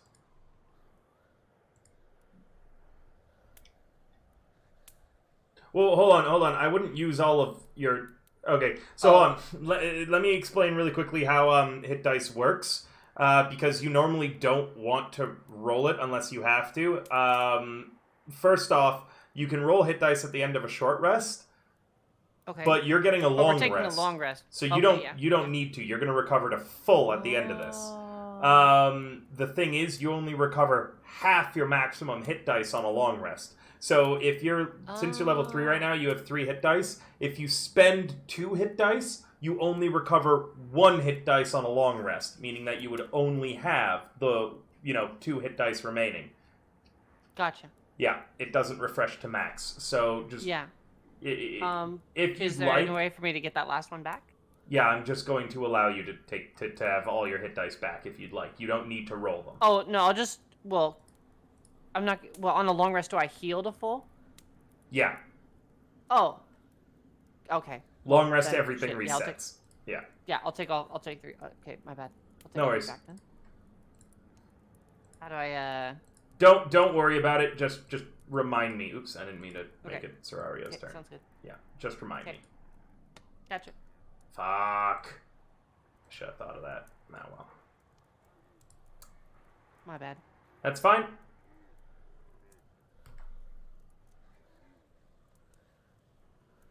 Okay. Valentin and Didi, carry on. At some point during the watch, most of the watch, while he's not actively looking out into the desert, Valentin is still tinkering away with some sort of contraption that he's been working on during any sort of downtime. But at a certain point, he's going to approach Deirdre.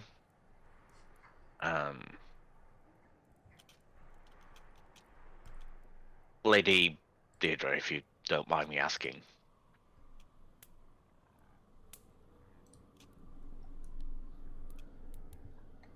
Undyne? Yeah, she just kind of like waits and listens. Oh. I didn't know if she just ignored him or if she paid attention to him at all. You are a half-orc, are you not? Again, so when you first started talking to her, her chin kind of quirked up a little bit. As you say that, she looks at you kind of incredulously. Like, what do you think I am? What else could I be? Well, in case you were a full orc or anything else that I wouldn't have known about. No, I'm not a full orc.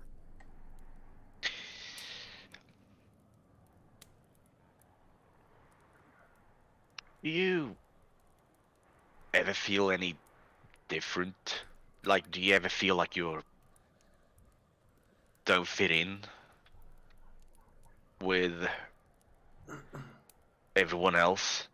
Valentin, I was born in a place that believed that everybody had to fit into a specific role and play out their part. And I never fit.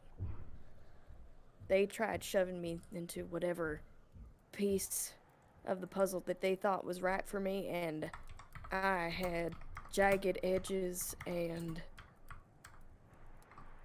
parts sticking out that were meant to go in that would not allow me to become part of their plan. I've done nothing but not fit in, Valentin. Even here, I feel like this is all temporary. I can't stay one place for too long. I can't be the same. I've gotta constantly be changing. Why do you ask? Well, I'm a half-elf. My mother was an elf and my father was a human. Nothing particularly strange about it, but in a lot of cultures, at least back home, they talk about how elves are a beauty incarnate, and how humans are determined, and so the beauty and grace of elves combined with the determination of humans, when they mix them together, it makes them sort of this. A half elf is supposed to be some sort of, you know, they call it that half elves are everyone's friend. That they found a way to fit in almost anywhere. But I've never felt that way for myself. And so I was wondering if it was similar for you, where you felt like you didn't quite feel like you fit in with either your orcish half or your human half, or if it was completely different, or if it has less to do with race and more to do with ability, I suppose. Or the fact that I was born with some sort of sick little idea of a blessing in a body and a being that was not fit to carry it. Or so they said. Not that it matters. This is the worst time to Juan redemption. Sorry, I got so distracted by that. Juan. Anyway. Yeah, exactly. Since Fire I'm able to get crackles, and it I'm able sounds to like get a a dog. bark in. You hear the mournful, low howl of some canid somewhere in the desert, and it sounds like Juan. So lonely. Oh. Ow! I've been a lone wolf. Discord definitely peaked during my ow that I just did on stream. Yeah. I'm sorry, I didn't mean to imply one thing over the other. I don't. No, it's fine. It's you look at someone like me and I think that's the easy assumption because it tends to be true. And I'm not saying that there aren't those who despise me for what I am, for either not being a brute or not being civilized, but I understand much less about that mark you're wearing. We don't have anything of the sort where I come from, so the only thing I would learn about it would be a brief mention in a textbook. But it's so far removed from our culture that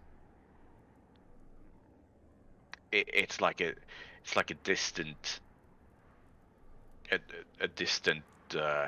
footnote. Deirdre gives you a cold, sad smile. Says, "Count yourself fucking lucky." And picturing that she's like chewing on a piece of like dead, dried up brush grass or something, and chucks it into the fire before kind of getting up and pacing a little bit, rolling her shoulders, shaking off some kind of unseen tension, but like trying to clearly keep things relatively comfortable, if not for her sake, for Valentin.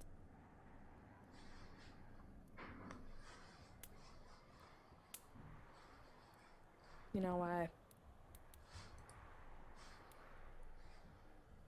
tried to fight against people deciding fate and worth for other people based off of some sort of unseen skill or birthright. And that only ever got me burned. In some cases, literally. And scarred and ostracized. And I lost a taste for doing what was right. Feel like I lost a bit of myself in the process. But when I'm here, can't do what's right all the time, I can take one step forward. And that one step is all I ask for. All I really can learn to accept or expect from others now.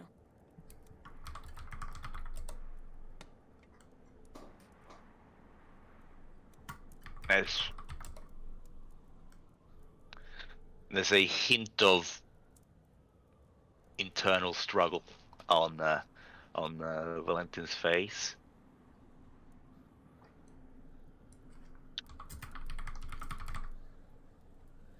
I come from a nation that, for all intents and purposes, is isolated, shut off from the world.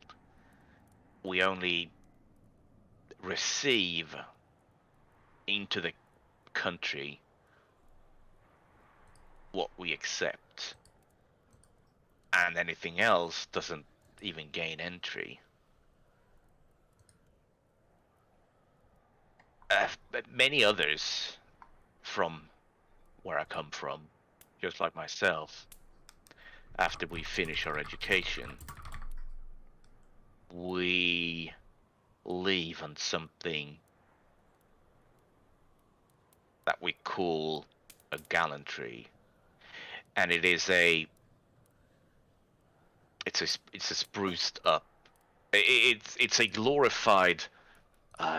It's just a glorified sightseeing tour in a lot of ways, but the idea behind it is that we try to bring an idea or a person or a concept. We basically try to steal something from the outside world and bring it back to our own, that we deem worthy of being part of the nation.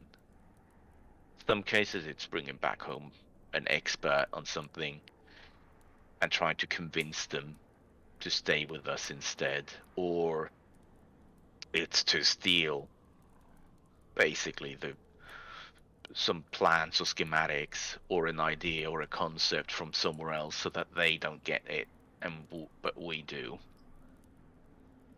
And for me, I didn't always want to just take. I wanted to give something back. So that's why I started going on this journey. Is to see what I can give to the outside world that's not our own. Already this has been a better conversation than Boys' Night was. Well, that's because Boys' Night had one person that wanted to just sit alone. Anyway,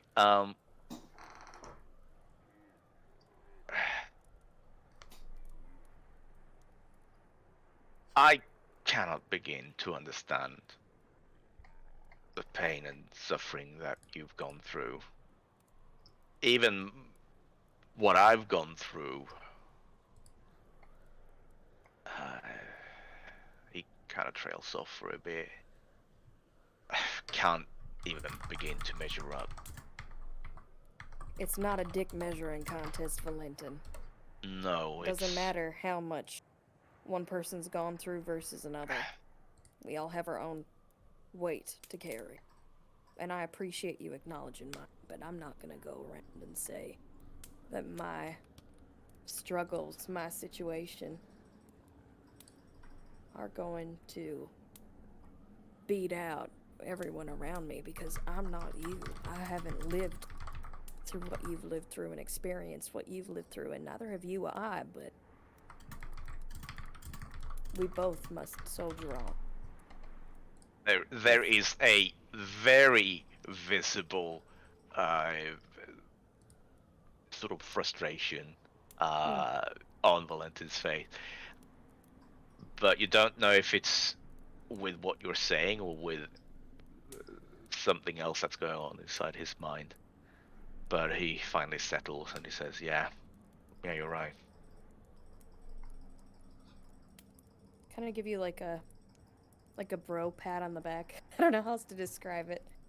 Like not in a patronizing way, not in a way that's like, I don't understand what you're going through, or I'm not belittling what Valentin is experiencing, but it's just like a firm, reassuring soldier in arms type.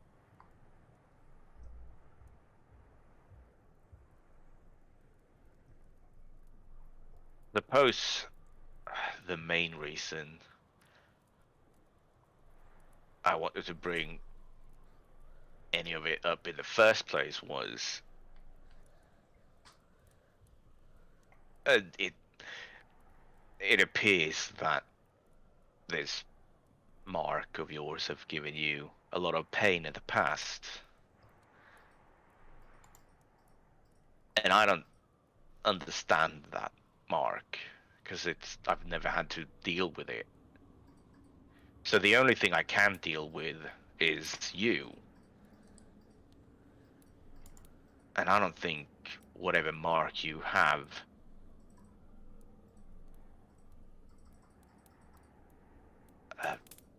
paints up the sort of person you are.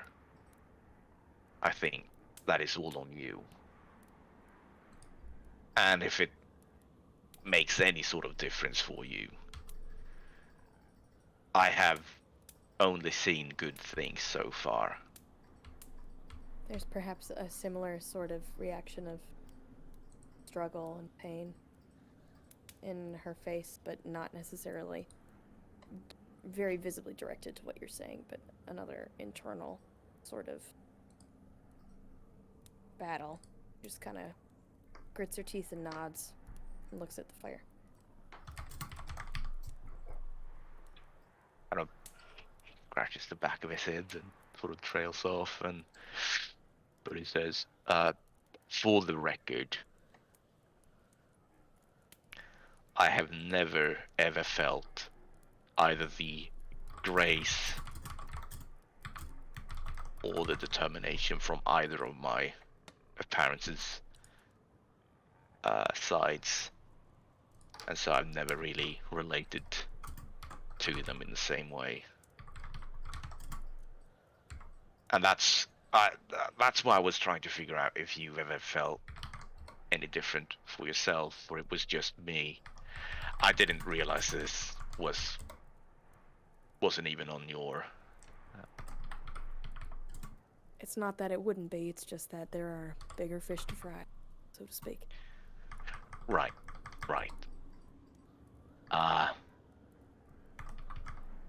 Sorry to have taken up your time. It's not exactly like we don't have all night. She kind of quirks up an eyebrow and smiles at you.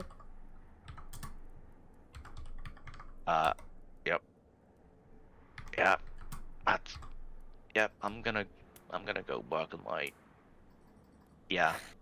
Alright, you do that, buddy. She kind of chuckles. And he starts polishing his pipe again. No, not polishing his pipe. Polishing his contraption that has a pipe on it. Emotional vulnerability is the only way Valentin can finish. He's jerking off. I was literally gonna say, oh yeah, I bet he's polishing that Yeah, pipe. Valentin, after that Valentin, conversation... We had such a beautiful moment. And you had to say something Dee Dee. that made it sound like you're jerking it! Dee Dee. Later on during the watch, you kind of come across Valentin on the other side, and you approach to, maybe continue the conversation. His back is to you, and his arms and hands seems to be moving up and down rapidly, and he's... Not putting words in my mouth. Sorry, carry on. That's not the only thing I'll be putting in your mouth, boy. Just kidding. Anyway. Help! Help! I'm surrounded by All right. boring people. What do I do? Perception, investigation, or survival. One check, and it is done at advantage if the other one says that they are assisting. I will assist. I will assist Valentin in polishing his sword. Oh god. I shall do a perception. Okay.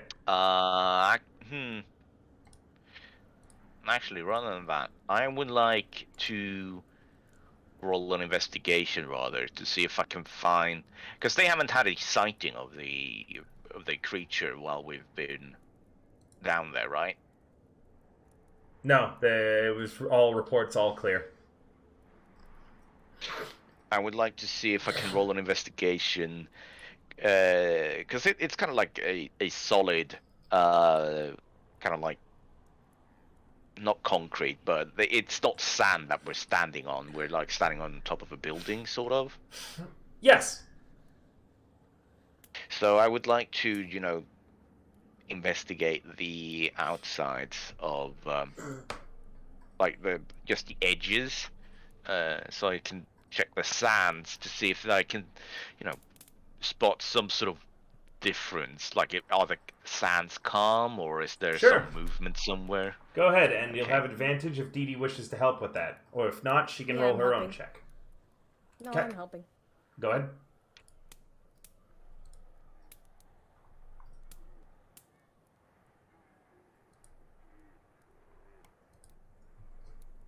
The 19. So the first thing you note is that there is a section of the sand that is not hard, solid ground. You toss one of the rocks nearby to the south of you, and it just kind of sinks in. A quick test shows that in every direction, this is the same. It would appear as if there are actually still some deep spots of sand. It wasn't big enough that the massive creature was able to get in here, but smaller creatures might and could be lurking under the blood sands right now. But perhaps throwing a rock in to test that theory was not the best choice. Whatever you'd like to test the theory safely, then. The rock is fine. Okay, what about the Undertaker? I always thought that he was the better wrestler.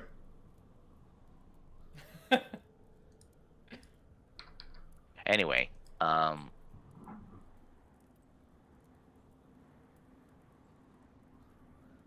okay. Right, so we'll still need to be on the lookout for other creatures that could come by, but no reports of other creatures that's showed up during the night, right? None yet. Okay.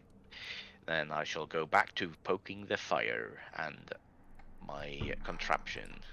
Okay. Next watch. Who's on the next watch? It's Lloyd. Lloyd, are you doing anything this watch?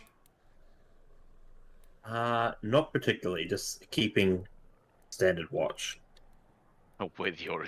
Oh, no, Rust wait. bucket. You can shine- Everyone else is sleeping. Yeah. You have the lantern now, so you can see. I if do. it's I better. can see. I can see. That is something I can do. Rust Bucket follows you around attentively. Your entire watch. Ooh. They don't seem to like your lantern, however, and hiss at it anytime the light falls across them. Oh, that's what the cat's name is? I was like, who the fuck is Rust Bucket? You forgot Did about you not Rust realize Bucket? the cat was called Rust Bucket? I don't... Dude, it's been like 2 months since we were above ground. And you forgot Rust Bucket of all of the cat. How did you forget about Rust Bucket? I didn't forget about Rust You know Bucket. what? I Rust just Bucket didn't- never forgot about you. I didn't hear his name. He's never been spoken to me.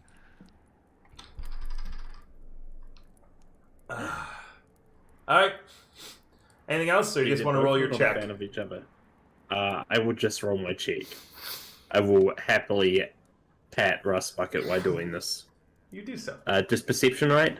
Yep.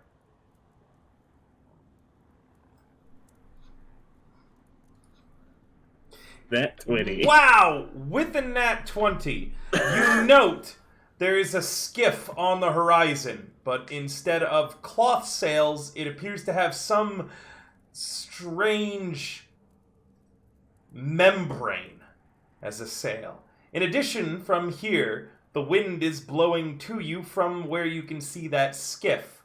The scent of iron is strong in this area, thanks to the bloody sands themselves. But now, there's a strange scent of honey in the distance, giving a sweet irony taste.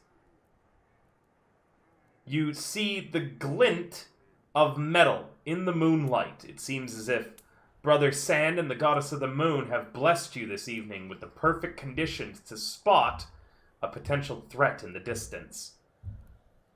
If they see your campfire, they might take advantage of it.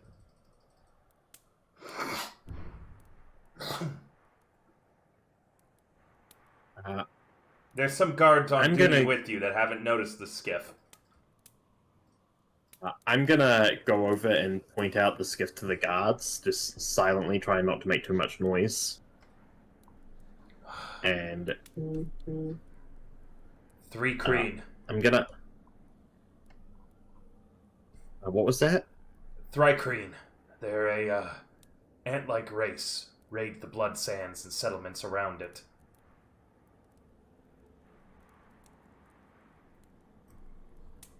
They're definitely not friendly.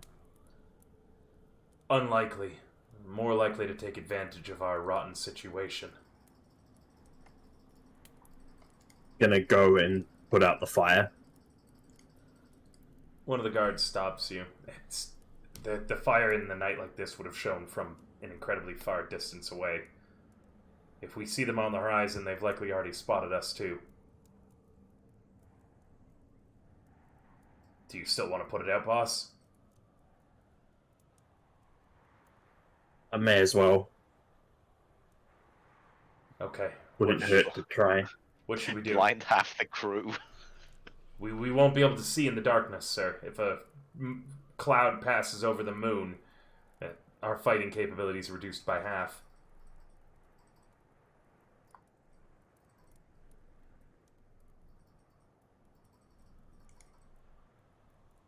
I guess we wait for them to pass by then, and then if they pass by, we'll put it out then. But if they approach, we'll leave it. Aye, sir.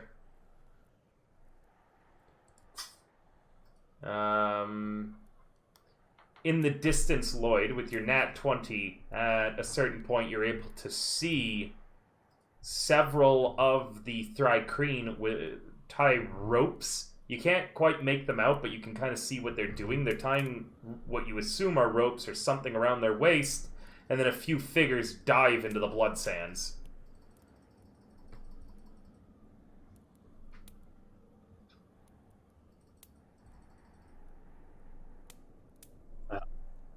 I will point this out to the await guards and tell them to prepare for attack.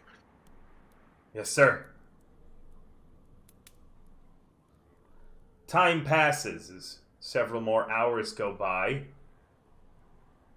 Lloyd, your party members are beginning to wake up as you all have the advantage of a long rest. The guards also inform you, Lloyd, that Thrykreen are capable of controlling nearby local wildlife in a similar way that Sahagin can on the ocean, meaning that they can control things in the desert, other insects. Wait, what? Other what? Insects. No. Not spiders. Okay. I know, but bugs are creepy. It's Oh fine, no, I was very, very careful to not include any spiders in this encounter. What about... Okay, hold on. Are you okay with centipedes? Jesus fucking Christ, you are the worst. You are the worst. I knew about spiders! Did you think that arachnophobia was the only phobia? No, I knew that Undyne was uncomfortable with spiders. I didn't know it was centipedes too. Undyne. Oh my I can God. almost guarantee you that anybody that's afraid of Really? You are the worst. You are actually the worst. Undyne? How many campaigns do you need to include something after knowing about that I phobia? didn't You know still about include this. it? She's gone. She's gone.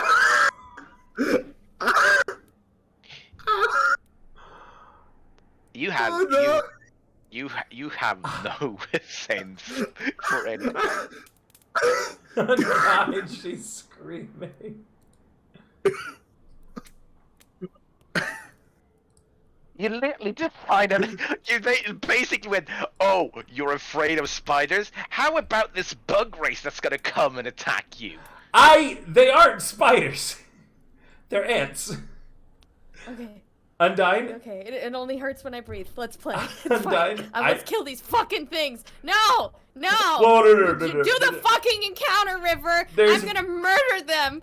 Okay. With my Okay. murder abilities. And I'm Well- gonna cry while I'm doing it, but I'll be Well- so big and brave and strong. And you all better call me a very good girl when this encounter is done. Let's do it. Congratulations, What you level up! initiative? You level up! You level up! Undyne, you level up! I can't, but I don't. What? Feet level 4? What the hell? Yeah, I was just waiting on your long rest. You guys leveled up. Oh, we all level up. Oh, my god. You guys just gonna let Undyne? Yeah, just Undyne. Oh yeah, Alone she's scared. level. She gets a level. I'm like, okay, alright. Oh, I've forgotten how to do level up. Next, I feel next nothing but session. regret and pain. Next session, I just come in like, Wimbo, I'm so scared. I'm gonna pee and poo my pants. Please wear me. Kid Valente, no need to fucking call me out like this, alright? No, I'm not calling you. I'm calling him. Chris Valente, before we started streaming, said I'm not allowed to be hot. And then we started streaming, and then other stuff happened, and now this, and I'm so sad. It's fine. Okay, what are we doing? Tell me what to do. Focus on the game. Let's get this shit done. Let's get this shit done. Well, the players are leveling up. I also need to vomit. inform Undyne of other creepy crawlies that might be in this encounter. Ew, So, fucking and, Why did you and I might alter the encounter too really quickly. No, I don't want to. But No. we're gonna take a short break while the players level up, and I'll be right back. Thank you guys so much for watching. Remember, remember. Do you really want us to level up characters that are for people that aren't here? Level. Do you want us to? Level Yeah, level 4. they'll They'll remain at level 3 until they're here, but the 4 of you can level up. Okay. How do you level up again? I'll get to it on the break. I gotta let me do my little break outro first. Remember, guys, you can support the stream by donating to the Ko-Fi. $5 or more gets any player of your choice an inspiration. Yes, support this murder house. As does 500 bits or any subscriptions. A $50 donation on the Ko-Fi in one go. I order a bottle of alcohol, and it becomes a drinking game the next time we play. If River is gifted 10 subs during our break, I'll allow him to include spiders in the campaign, and then you'll truly see fear, everybody. If there are spiders in this next encounter, I will cry, and I'll be a boss-ass bitch when I do it. Damn, you're not even profiting off that. No, but I'm giving money to my tormentor. Anyway, break time. Let's go. She wants to pay for her own torment. How nice of her. Fuck you. Lastly, I have a throne. I take any and all suggestions on the throne, and there's a lot of stuff on there that would, either help improve my streams or other things like that. Whoever ordered me the streaming sign, that arrived today, so now I got a little stream sign that I like looking at. It says when I'm live and I'm offline, and it's nice. It's nice. It's the first bit of decoration I have at my new place after losing everything to terrible landlords. So I'm greatly appreciative of it, and thank you so much. Thank you so much to the anonymous person who donated the Broken Earth, or is it the Shattered Earth trilogy? I don't know which, but I'm excited to read a new book series, as well as to have something as my first few books on my bookshelf. All right, we're going to go on break now, and then we'll be back with more Suffering for Undyne.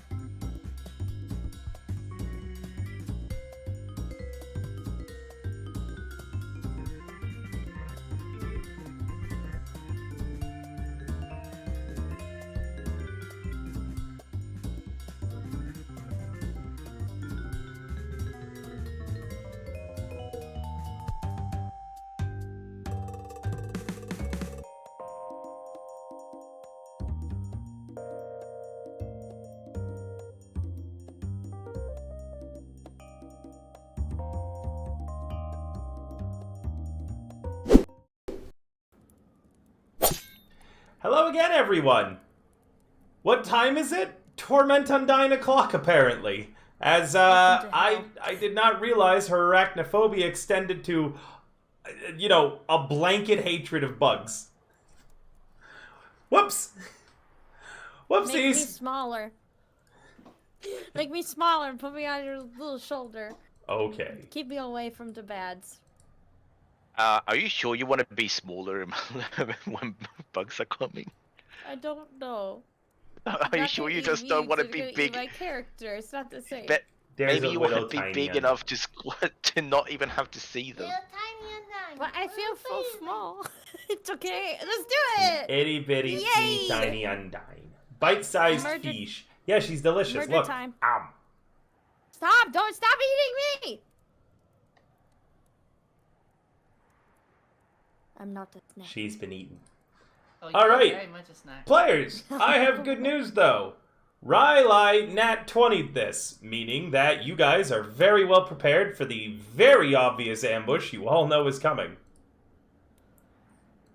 Go ahead, put yourselves and the guardsmen wherever you'd like on the map. The one labeled bandit captain is Majida. The one labeled dwarf acolyte is Dustwalker. Should we be seeing a map right now? Yeah, it's black for me. Yeah, I just got black. I'm still. I I'm still forgot on to put the yourselves Acropolis. on the map. We were so prepared. We went down the tomb again. Always an option. You could always seal yourself in there if you really wanted.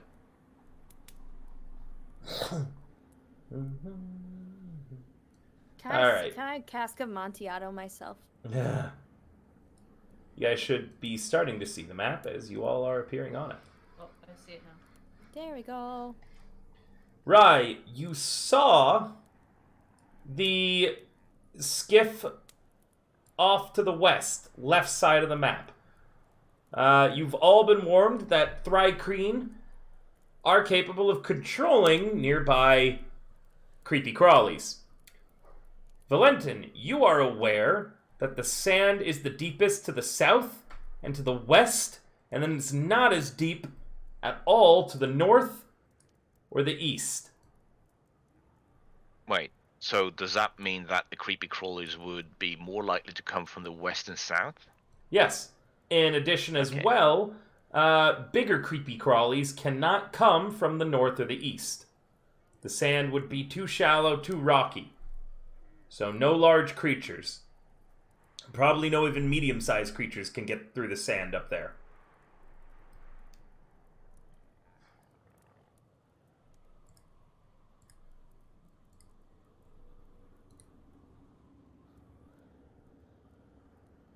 Can I roll a quick check? It's kind of like a tactics check, I guess. If us staging this ambush, if it would be more helpful to force the bugs to have to come to us onto solid ground, or if we meet them ahead of time. You 100% do not want to fight things in the blood sands. You are at a huge disadvantage if you are in the bloody parts of the sand. So what we would want to do is to put everyone so as far north and east as possible to force them onto the solid ground. That actually could be a strategy if you wanted to go that way, but then once they get on the solid ground, they're on the solid ground. It's kind of, you know, give, take, risk, reward. Are they capable of flight? You don't know what kind of bugs. Do you mean the Thrycreen? Well, they first and foremost, because anything else that's beneath the fans, we don't know what we're actually going to find. So This is true, but the Thrycreen, I do not believe, are... Well, you wouldn't actually know. They say they don't think they can fly, but he does all... Like, some of the guards report them, like, crossing long distances very swiftly. You'll have to roll a nature check.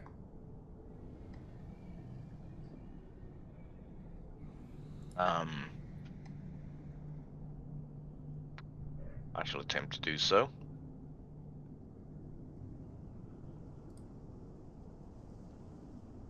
probably. I don't know. What I would suggest is this, though. Is the building in the middle an actual building? That's the entrance to No, the no, tomb. no. That's the yeah, that's the entrance. So that's not high up at all. Yep, and it's completely open right now as well. I didn't have a map that reflects it, but that should mean that everyone can now see through to the other side.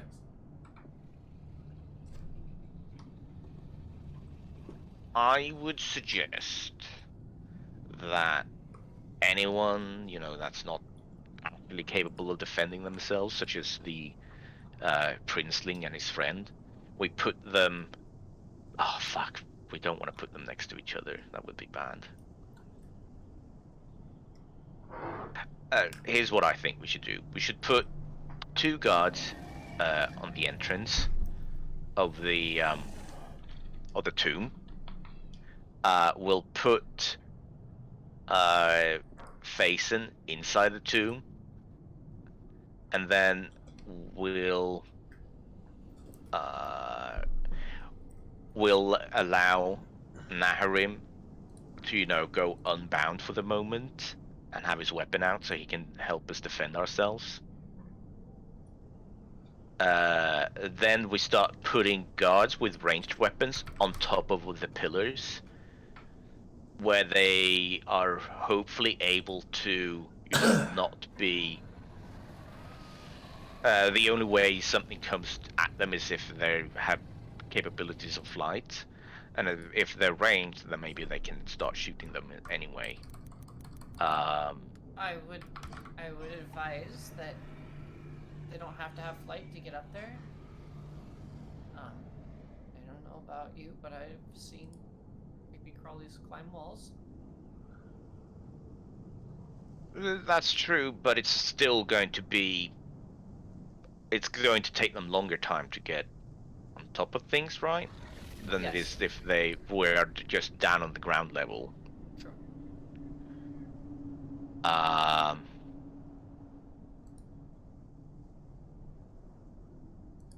Do any of the guards have reach weapons? No. Are they able to use reach weapons? Because we did find a halberd in the... They're trained in martial, but I would prefer you not alter their stat blocks. I'll need time to set it up. Okay.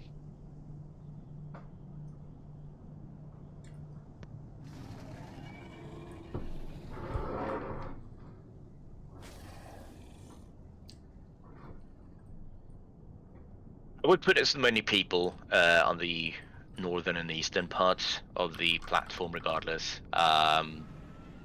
Same goes for us, because if we can get the bugs or whatever to come as far onto the solid ground as possible before we charge them, we'll have a much better advantage, and we'll also be out of reach of anything that would pop out of the sand. So we would put like everyone in like a crescent shape up there, like where's my drawing?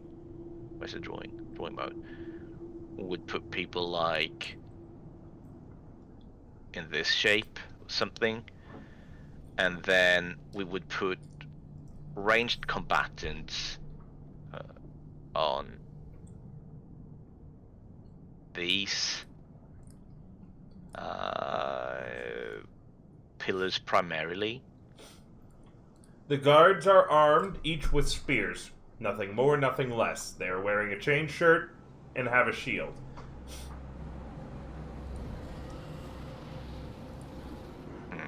Dustwalker has access to Bless, Cure Wounds, Sanctuary, and Sacred Flame. Oh, and Blindness, Deafness.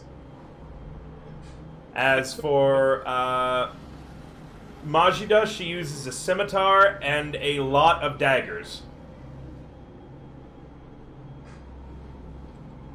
The only ranged options. Well, okay, so we'll put Serario on top of one of the pillars, because she has a lot of ranged options. Mm-hmm. We'll put Clang Clang on top of one of the pillars. Yeah, Clang Clang on top of the pillars. And then we'll put Lloyd on top of one of the pillars because he's a frail little boy. How high up are the pillars? How tall are they? They tower 25 feet above the desert. Oh, it's gonna be difficult to get up there. Never mind. Huh. Not if you have Misty Step. Yeah, but then we've It'd be difficult to get back down. we've also used the spell just to get up there. Yeah. Oh my god, I don't even. No. I'm not gonna. Well, here's another thing though. We can use the pillars as, cover. So, hang on, let me remove these drawings. How do I? No, like this, right? Yeah. We can put the people that we would put up on the pillars then, like here. From my understanding, the back end of this map, there's not going to be any enemies coming from, right? Right. So why don't we just put all the ranged people up there and then we guard them? Yeah, that's what I'm thinking. So instead of trying to defend this spot with why don't we range people back behind the rock? Oh, you mean there. like putting us that, up like, here? That U-shape? Yeah, you see that U-shape? Why don't we just put all the ranged people back in that U? Those people will be knee-deep in runoff from the blood sands, but they wouldn't be attacked by anything that's a medium-sized creature or larger there. Though it's bad to still be in the sands, though. B class is difficult terrain. Yep. They could also Which just would also see. mean that it would be difficult for the enemies to get to them. Unless the enemies that were coming from that side were smaller than a medium creature. Oh no. I think we stick with being on the solid ground altogether to begin with, Fair then. enough. I didn't realize. And if we can, we can retreat back there. Do you think we should close up the tomb, or should we leave it open in case we need to retreat down there? Because we could. No. They would just take all our supplies on the ship then.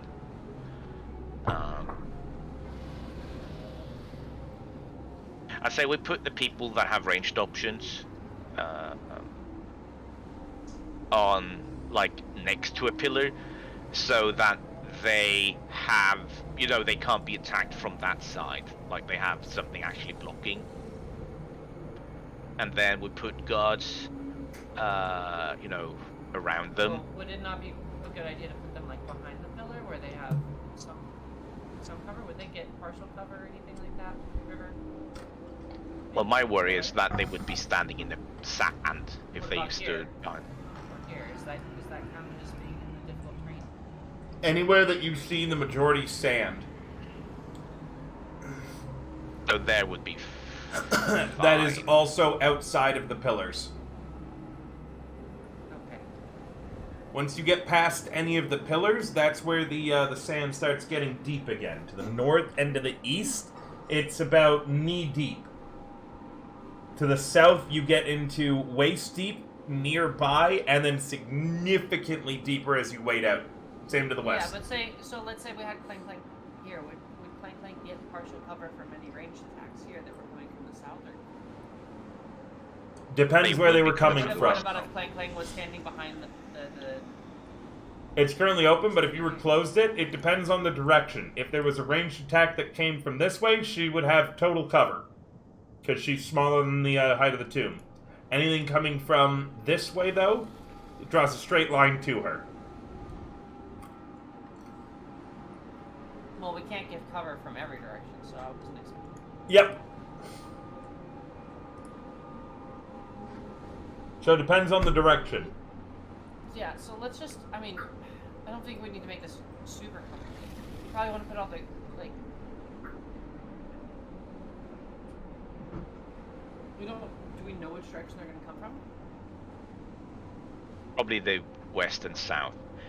I'll say just put our ranged people close to the pillars so that if they see someone with ranged weapons, they can hide behind a pillar. But if they go to get around the pillar, they have like difficult terrain. Whereas if they're hiding behind the sarcophagus or the tomb, then they can move around freely. Well, let's put Clank Clank there then, and then. Are you closing up the tomb? Yeah, with Faison inside it.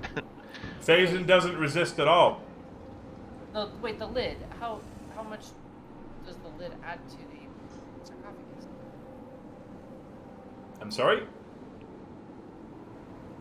How much height does the lid add Oh. to the sarcophagus? Total of just above 5 feet, meaning that it's quite easy to take cover behind, and it blocks line of sight. Wait, the lid is 5 feet thick? Yeah, remember it's 5 feet thick and 15 feet long Well, on both can we not sides. just position that lid anywhere we can want and use that as cover?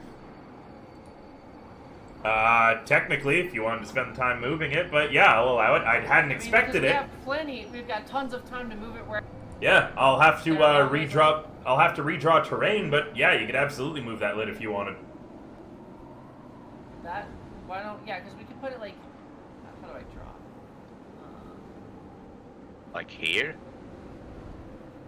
So, yeah, or...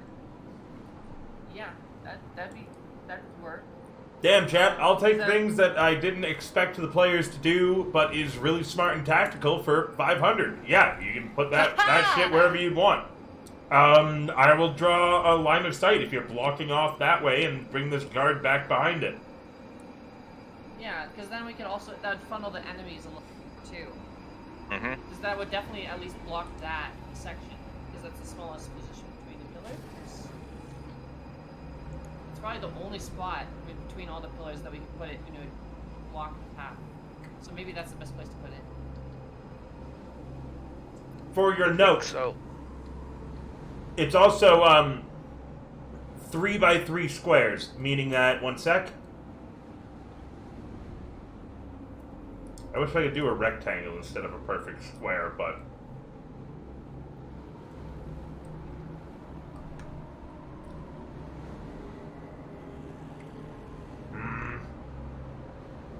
I wish I could do a rectangle instead of a perfect square. I mean, 3 by 3 is a perfect square. What do you mean? No, he wants to do a rectangular, not a square. Yeah, but he said 3 by 3. Do you mean 2 by 4? Sorry, yeah, 2 by 3, 2 by 3. 2 by 3. Okay, so it'd be like this. Yeah. That is how big the lid is. That helps you for what you want to block off and how.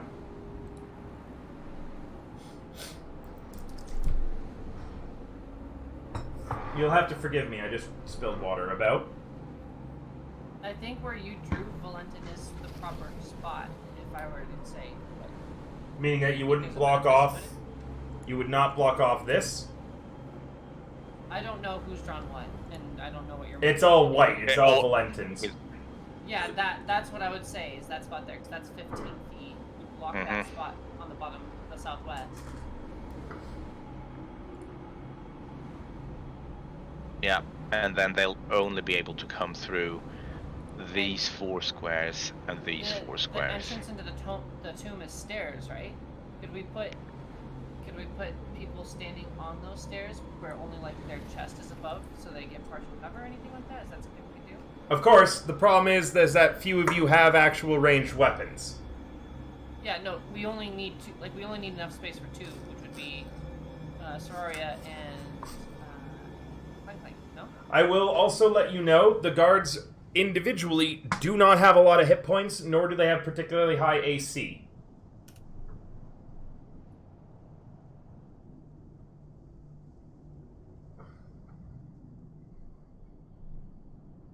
Again, we'll just put the guards close to the back, and then they can charge in to try to deal the first strike instead of having the bugs being able to get the first strike on them.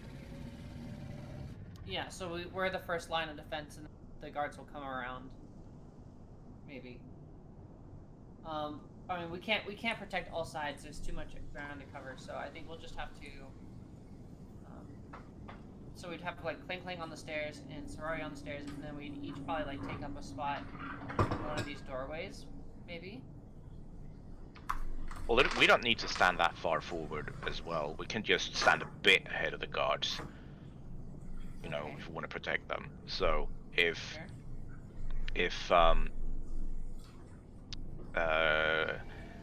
let's say, fuck, I want to get out of drawing mode. This group has now surprised me on 2 occasions where you guys have gotten suddenly very tactical, and I am very appreciative of it. Also, you have a weird fascination with lids, because both time involved lids of things I didn't expect you to use. Like, it's like you guys get really, really tactical when there's a lid involved, but then, like, without the lid, you guys are, like, lost. The lid. The Put lid. a lid on it, River. The lid. Nice. Get him. Okay. Yeah, tell him, kid. Let's put Clang Clang there. Serrario next to Clang Clang. We'll put Lloyd like closer to the back line with the guards, and then we'll put Valentin. Oh, God, if only I could do different colors. Let's put Clang Clang. No, Clang Clang's there. Zeroy next. Loy we can put in this spot here that I drew with a circle. Because then he'll have a lot of movement to move around, to choose different directions to shoot from. We'll put Valentin will stand over here. And then we'll just position ourselves in, like, you know, this sort of area to begin with. You guys can pick wherever you want yourself, but then we put the guards along the back line that we've drawn up so that they can charge in and get the first strike that way. Okay, so we got Serrario on the stairs with Clang Clang, correct? Yeah. Yes. We'll put Faison further down the tomb, and we'll unbind Maharim so he can help us, because we still hope that there's some redemption for the boy. And if You not, want I guess him to he'll fight perish. with us, Majida says, seeing you come to untie him. The only one Either who he dies on the ground. Or Yeah, stabs us in the back. And then Well, dies the on only the ground one- as well? the only if one he stabs us on the truly back, he's gonna die too. He didn't The only one care he before truly about wants- killing himself and all of us. well, Just throw He'll- him in the tomb and wait until later. Tie him up down there. fine, We won't get fine. hurt when he's out of the We'll keep his weapon away from him and tie him up down there. But he's going to try to kill him down there. But at least he'll have Clang Clang and Serrario too, you know. Keep an eye on them. Worst case scenario. I'm not much of a frontline combatant either, Dustwalker says. I can stay down there and keep an eye on them and come up when needed to heal. Very well. That sounds like a good plan. Do you have any sort of ranged magic? Only Sacred Flame, and I'm not gonna lie, for a dwarf, I'm not very hardy. Well, either way, you can pop up if there is a need for it. Dustwalker has but other than 9 that- hit points as a warning about the Acolyte. Jeez. Well, he's not going to be in any frontline combat if he's behind the 2 other people that are not frontline combatants. Zandra there, Deirdre there, Valentin there. Who the fuck is this redhead? Oh, that's right, got it. I only get a name tag for Bandit Captain, not for her. Should say Dwarf Acolyte. No. That's a dwarf? Oh, that is a dwarf. Is it a dwarf? I guess it's a dwarf. It's weird. There was a lady too, though, like one of the captains. Majida, yeah. I thought you described that as a him. Oh well. No. Oh no, you're right. Majida's the big muscular elf. Right. We'll put Majida here, a bit ahead of the other guards, but still. Sorry, can you close mark to that the again back for me? line. Hey, next to Lloyd. Okay, and then you wanted all the guards back here? Yeah, in like a crescent formation. Doesn't matter too much. I would step them one square up, if possible, so they're inside of the pillars. Like this? Just in case something pops, like something small pops in from behind. Yeah. There are way too many guards. Something's glitched, and there's double the amount of them. I need to redo initiative. I'm fine with us having a lot of guards. There's only supposed to be You say 11, instead there's 22. So it looks like I see what happened here. Alright, I have to, this is gonna take me a little bit, so keep making your plans, and I'll start moving the guards to where you wanted them. Do you want us to go ahead and roll initiative? You may. Or wait? You may.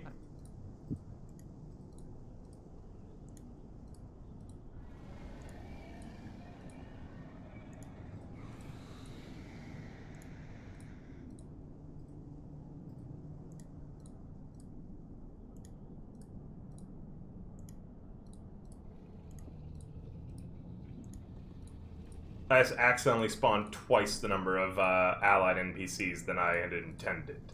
You know, it's funny. It says in it, right, like initiative, but when next to Zandra, it could just be one of her lines. I'm Zandra, in it. Alright, that earned a hearty chuckle out of me and some of the other players, Valentin. That's an 8 out of 10. Good work. Gained an inspiration. Who wants an inspiration? You don't want it? I already have one. I'll take it, innit? So I gave it to me. Huh? I need it. I'll Wait, give it. wait. I'll give it to No, Deirdre hold- because Hood, No, I she have didn't. one. I was gonna Oh, say you she have has one from the beginning. Yeah, Oh, Sly resub. Sly resubbed at the beginning of the stream. oh right, okay, then give it to Zandra. I was the muse of your pun. Yeah. I wanted to give it to Deirdre because Undyne needs deserves it. She Undyne definitely deserves it. I do need the support. Can I give an I uninspiration believe to in the DM? you. Can I give an uninspiration to the DM so he fucks up on purpose? You should have gotten me drunk. You had your chance. I'm not paying you another It costs dime. $50. So That's fun. pretty fucked. Yes, so fun. Hey, alcohol's expensive here. The government controls it. Everything's expensive here. Capitalism controls it. True. Just waiting for. I mean, $50 for a bottle of whiskey like isn't bad here. Like, it's It's a big. It's a good Nice. bottle. If it's good Whiskey. stuff, Yeah, it's a good bottle for like What? cheap. Like a big bottle for some cheap. yeah. I mean, like the cheapest stuff we have here is like Red Label vodka, which is just nasty, and it's like $20. That's for struggling college students.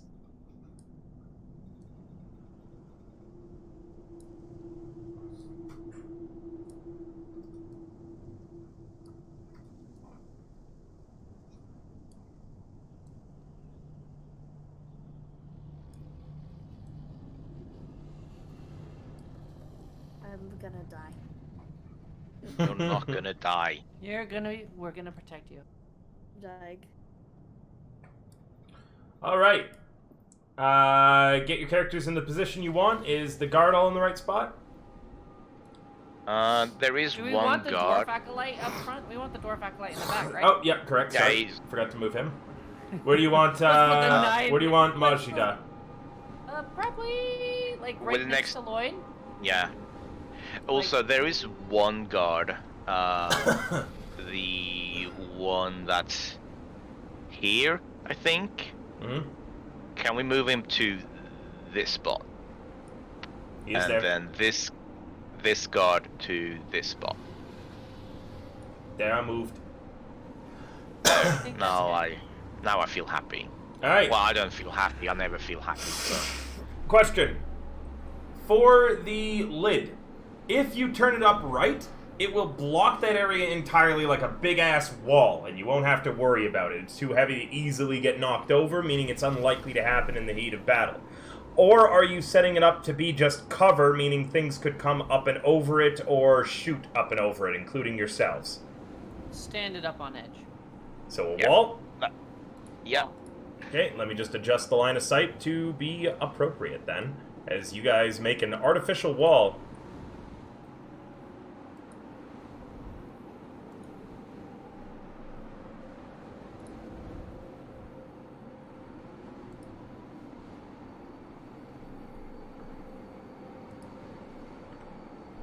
There you go.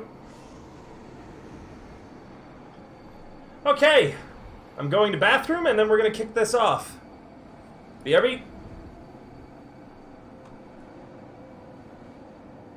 How are you guys feeling after that rest? You guys feeling well? You look over at Valentin, and there is something in his eye that just sparkles. I can't tell if you're about to cry or if you're happy. He Anyways, got anybody pipe. else? He got his pipe cleaned. So Oh, he sweet. cleaned his pipe. Oh. Hey, we took care of that business as well. All right, well. He doesn't seem to hear. He doesn't seem to hear you. He seems to be focused Yeah, on good, oh. what he's got in his hand. What? Excuse This me? pipe? Valentin, what? The fuck? He's just admiring his pipe, okay? Right, His maybe big, it's just a pipe. his big hollow rod. Yeah, it's more like a piccolo. The five knuckle shuffle? I've never heard that before. You haven't heard that one? No! That's new for me. I have nothing to shuffle my knuckles on. How would I mean, know? to me, the five knuckle shuffle is John Cena's signature move. So Mambo number 5. Wait, okay, is John Cena the only way you can finish? Be honest. I mean, he's Oh. pretty hot. I mean, but you can't see him.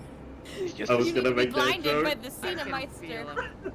So you That can means- ignore your sins and then finally come in peace. Oh, that's why the aliens prove you. Were your sins? How are you doing, Rye? How are you? Not polishing my pipe, that's for Well, that makes one of us. I don't know why. I don't know why you guys are getting up in arms about this. It's just a pipe, like a metal Yeah, the pipe. man knows what he's talking about. Serario's like, got a flute in her hand. She's vigorously rubbing it. It makes me feel tingly. It's the only way I feel alive. Sorry, I the sight of you, I don't remember. When I've got my pipe in my hand. So as a note, we will likely be ending pretty early in this combat, because there's 30 minutes left. Yep. But we can get a few initiatives out and end on a pretty good, few rounds through and end on a pretty good cliffhanger, I think. So, Oh dear. blah, blah, blah, blah, blah, blah, get ready, because here shit comes.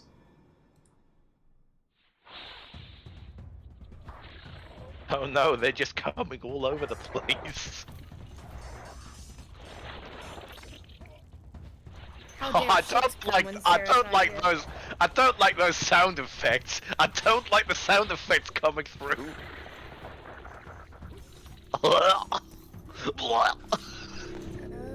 I feel sick. Don't listen to the sirens game. I need to turn it off. I'm not I gonna- so Do you need? bad. You can turn it off if you need for this one Untied. I saw the picture. It is so bad. Oh, you saw the picture? Oh yeah, the Sirenscape's got a special picture for this one. I'm sorry, Untied. I'm sorry, I forgot. I swear to God. I swear to God, Undyne, I forgot about the picture for the Adding Sirenscape it to for this the fight. The longer we delay it, the worse it is. Just rip it off like a fucking band-aid. Alright, ripping it off like a fucking band-aid. In the distance, Lloyd, you are... Majida hands you her spyglass, and she gestures to the skiff off the way. What do you make of that?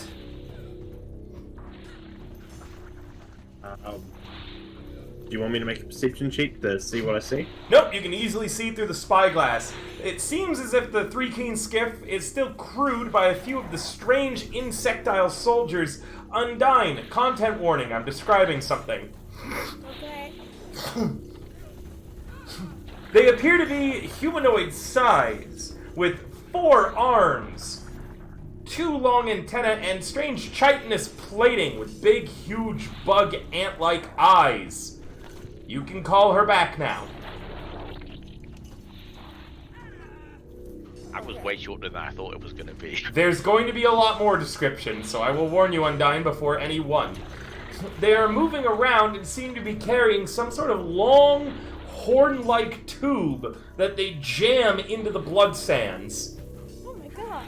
Every now and then, 2 of the 3 Kreen, with their total of 8 arms, reach out and strum the horn-like thing. You realize it's not made out of a solid material, but instead it's like a massive string. The deep bass rums throughout the entire of the sand. One of the 3 Kreen is using a bisected spyglass in order to look at you all as well, and then raises 2 of their arms on the left.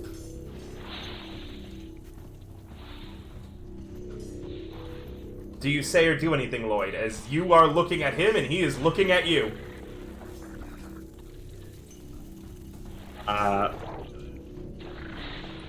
No, I just keep looking.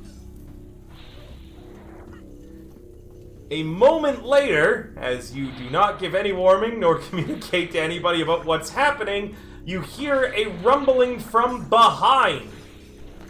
Oops, come here. As several... Undyne, I'm doing a description. Several large beetles covered entirely in a red carapace that looks as hot as the embers in a campfire begin bursting out of the sand in the north. They are small. Much, much smaller than a medium-sized creature, about maybe the size of a little dog, each and every one of them. There's a total of 8 of them. Combat begins. Serario's up first, as the first attack Undyne seems back? to come from behind. Yes, Need to call please. Undyne back? Undyne, are you back? I heard my name.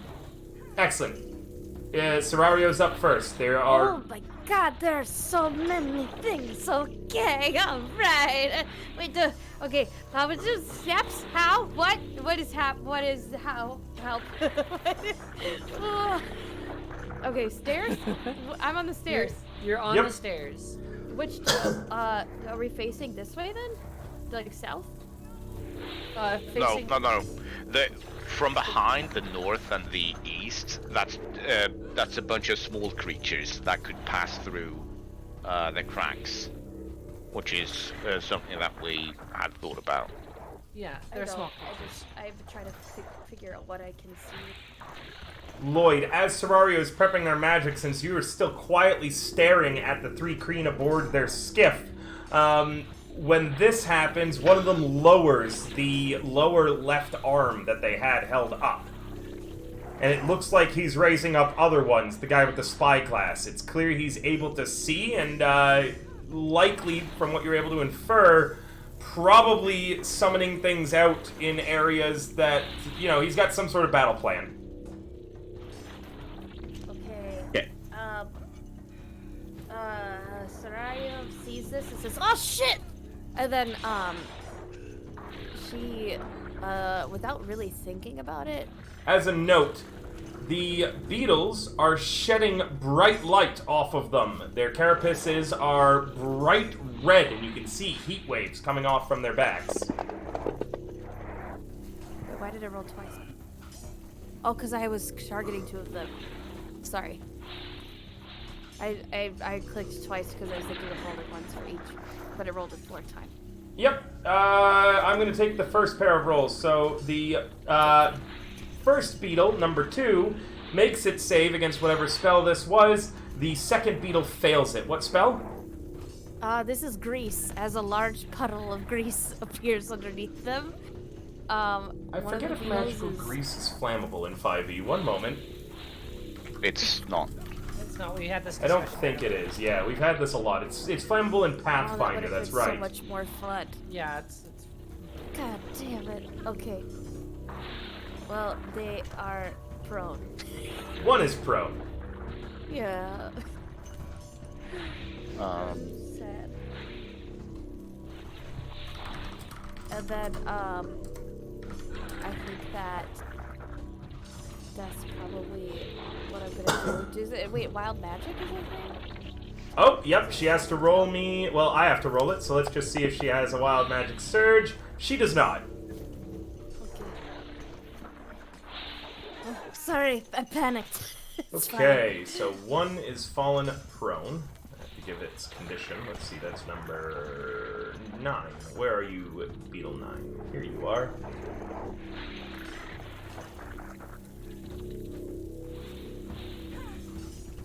has Lloyd communicated anything he's seen through the spyglass yet? Have not. He has not. Okay. My favorite part is how Lloyd keeps getting these important things and all this important information, and then when I ask, Lloyd, do you communicate this to the party? And I expect normally a yes, I get nothing. Lloyd just likes to keep all this important information to him. It's fine. I'll share it when it's Hilarious. relevant. Yeah, it's not, yeah, it's not relevant. Yeah. Yeah, it has nothing to do with the battle we're in right now. He decides what's relevant or not. Alright, Serario, anything else for your turn? I don't know. I don't think so. Okay, go ahead and end your End your turn on the turn combat tracker. Okay, sorry. You don't need to apologize, you're fine. Or unless you're really in the Sarah, like that was just you role-playing as Sarah at a character who would absolutely go, oh, okay, sorry. True. A little bit of column A, a little bit of column B. I don't know. Guard 11. Guard 11 looks to Valentin and Zandra for orders.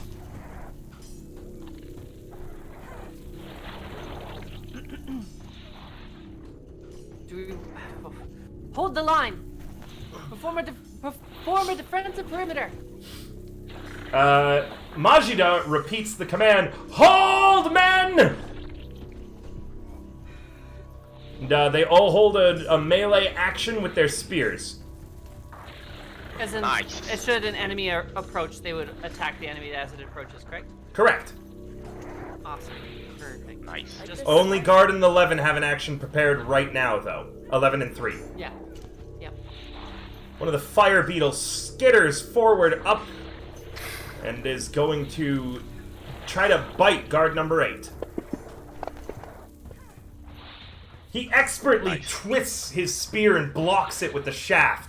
As it bites onto the shaft of his spear, it ignites in flame. The guard, startled, pushes the beetle back and uses his gloved hand to quickly pat out the fire on his spear. You never bite the shaft of a man's spear. The guard that was attacked, guard number 8, calls out, "They ignite things! Careful!" Captain Majida yells back, "Do they explode? Does anybody know?" Valentin. Huh? Did someone say explode? The beetles! They're red hot! Do they blow up?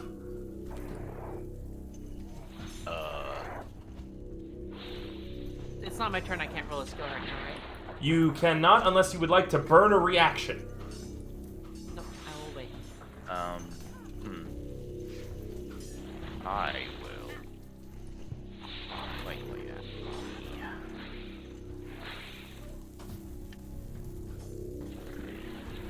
I can. Why does it not disappear from my sheet? can use this on investigation checks. History checks and something else.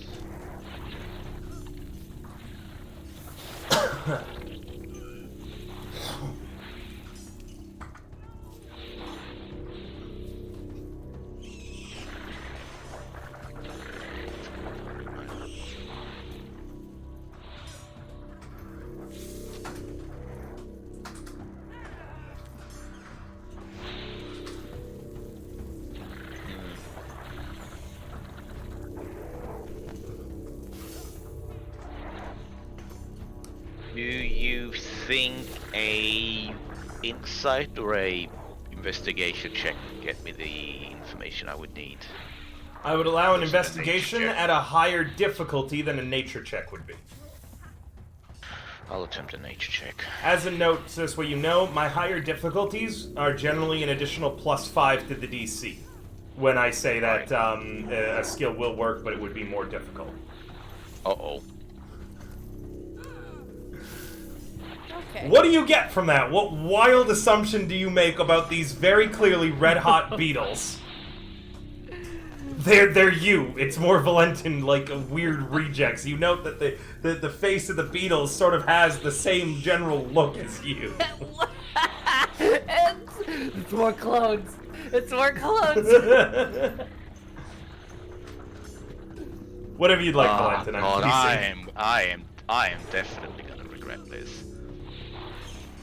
Let's see, how far away? 5, 10, 15, 20, 25, 30. Are you gonna yell one way to find out and shoot one? Wait, That'd be another wow. option. Oh no, I didn't pick that one. Wow. Fuck, when do I get another one? I get it. A 7, fuck. Okay, right. Only one way to find out. I fucking knew it. Go ahead. Fuck, I'm sad I'm not playing Khalid right now because he had pushing attack, but Valentin doesn't. So, I'm going The guards in front of you as you yell, only one way to find out. One of them says as a joke while fighting, "Through rigorous study, right, sir?" I'll rigorously study it right now. And as he runs up, Valentin pulls out from a holster at his side something that he's been, fondling. Oh god. Something that he's been fondling ever since he Why woke up is this your morning. gun creation so fucking sexual? Because guns are hot. God. Oh my. I'm not even American. Anyway. I know your character is. And he pulls out a contraption that has a long pipe with various screws and mechanical points to it, with a metallic arm that slings to the side. And he pulls it up and he puts it next to Guard 6's head. Really sorry about this. And it takes careful aim, and then he shoots the giant fire beetle that has a number 6 on it. Here's my rigorous study. And give me a second, I have to add the tinnitus sound effect to the combat. There it is, tinnitus. We have a tinnitus sound effect. Literally just for this situation, yeah. You should hear it right now. This is what I deal with every time. The whole time. It's worse. It's a good thing that... Also, 1 second as I play the gun sound effect for you, Valentin. Wait, where the fuck did my gun? Oh, there it is. Oh, okay. Sorry, it rolled twice now. First one should be the one. It died from the first shot. It would have died from any of the shots. Damage exceeds hit points by 10 and wait, had no hit points? It does not explode. It just kind of crumples to the ground, leaving little bits of embers behind. Wait, so these things have 0 hit points? He did 10 damage and exceeded his hit points by 10. No, I did 13 damage first. Yeah. Oh, the other one as well. Well, it could The have other been one, it was already because I at shot 0. it. He was targeting the same one. Yeah. So you shoot it twice, the first one already obliterating it, and then the second shot No, I didn't shoot it twice. I just rolled damage twice accidentally. Ah, okay. Pretty funny. One of them is obliterated. It was, so it crumbled to dust, and I went, haha, die again. Lloyd, I only have one shot. You watch as that happens, the 3 cream with the spyglass staring at you raises its hands in a series of quick gestures, and all the 3 keen aboard the skiff immediately spring into action. They're all moving about aboard the skiff right now. But Valentin, as he pulls out and he fires off his new weapon, a loud cacophonous boom is heard, and immediately there's like his smile, his face, which was lit up with a bright smile and wild eyes, suddenly completely changes, and he just goes, "Oh shit, maybe I shouldn't be using loud sounds here." Well, only one way to find out. It's gonna be my new catchphrase. Oh, right. And then, because I'm such a bro, I'm going to use my movement with guard number 8, if he allows it. And I would like Sir, I've been ordered to hold the line! At the moment it says that, Valentin goes, huh? Did you? Oh, I was not paying attention. Sorry! What did I say? 5, 10, 15, 25. Oh wait, that can't be right. 5, 10, 15, 20, 25, 30. Yeah, okay, yeah, I'm where I should be. I could have moved it anyway. I'll end my turn. Okay. Sorry everyone for taking so long. Guard number 6 makes an attack against Giant Fire Beetle 7.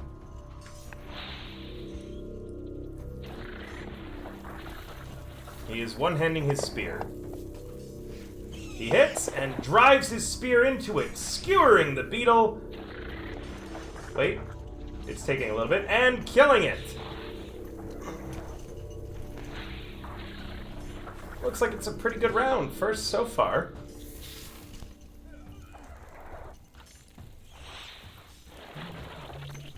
Giant Fire Beetle 2 comes rushing forward and tries to bite guard number 2. But he blocks with his shield.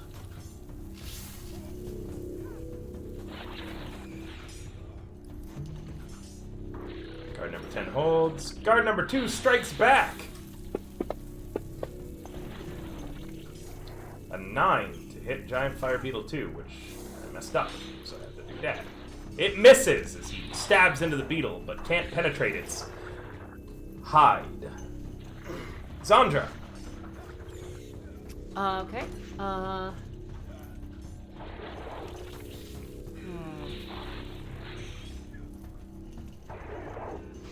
Sandra will actually step over here. Okay. And she will... is delaying a turn something you can do here? No. Then she will just prepare... she'll just prepare an attack. Sure. And it's your turn for you, sorry. Yeah, no, that's fine. I don't think I had anything else I wanted to do anyways, that's fine. Giant Fire Beetle 10 comes running forwards on its little legs to attack guard number 2. But can't get around guard number 2's shield. Guard number 4 holds. Guard number 7 holds. 8 holds. Clang clang! Clang Clang will stand still and fire a shot. So she has advantage. She'll target Beetle 10. Is that correct? Oh, pushing the wrong. She target Beetle 9, Beetle 9. so it doesn't even get its own turn. Oh, You're right. She'll target Beetle. She'll target Beetle 9, and she'll fire. Beetle 9. It didn't give me advantage for some reason, even though I had it clicked. For some reason, it also stayed at disadvantage. Why was that done at disadvantage as well?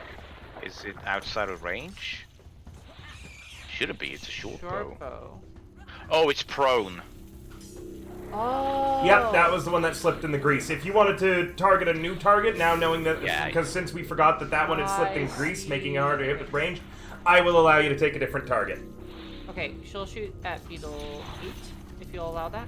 I will. Okay, and so she'll just make another roll. Wait, hold up. Beetle 8 does have partial cover, but that doesn't matter because a 21 is a hit. Okay.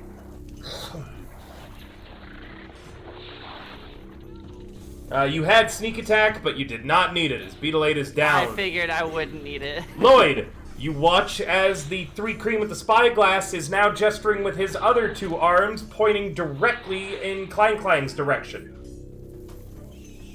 The crew aboard the skiff are still moving rapidly. Over the course of the turn, you've been seeing them move some sort of wooden contraption onto the deck. Does it? Can I do a perception check to try and get a bit more details on what this contraption is? Of course, roll me a perception, and this will use your reaction. Okay. Where are we? Perception. It appears to be a catapult that the 3 Keen are loading and are putting in some weird clay pots.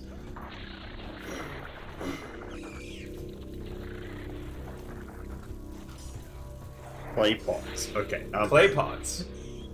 I am going to call this out to the party this week. They're readying a catapult.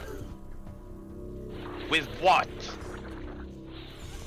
Some form of pot, probably explosive. Well, can you prepare to shoot it? Well, you can't prepare it because you just use your reaction to do this check. Can we try to shoot it out of the air? It looks like it will Maybe. take 2 rounds for them to start launching things at you. They had to move the catapult onto the skiff, or getting it loaded and beginning to take aim. With your high perception, you can tell that they're pointing in Valentin and Klein's directions in particular. With the distance, you could roll an investigation, someone with their reaction if they wanted, to try to calculate how long it's going to be before clay pots start raining on you and how accurate they are. I am saving my reaction for if an enemy comes through this side. You don't need to do it this round. It looks like you'll have another round before they finish setting it up.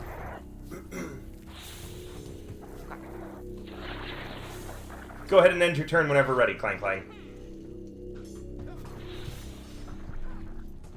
Guard number 5 holds the line.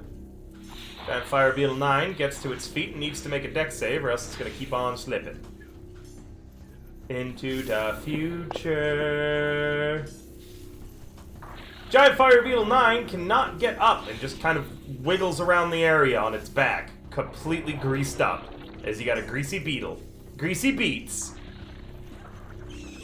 Guard number 9 holds position. Lloyd. You can now roll an active investigation if you wanted. That would be my action though, right? It would be.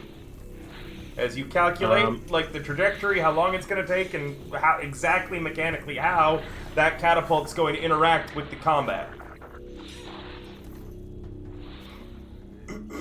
Technically, since it's his turn, does he get his reaction back? Yep. At the end of turn, I believe I get it back. Yep. I'm going to cast Shadow Blade. What does this look like? I will be just pulling a shadowy blade out of my shadow as it sort of rises up to meet my hand, before putting it back and just sort of throwing it directly at which ones are not prone? Only Beetle. The only thing that's prone is Beetle 9. Beetle 9.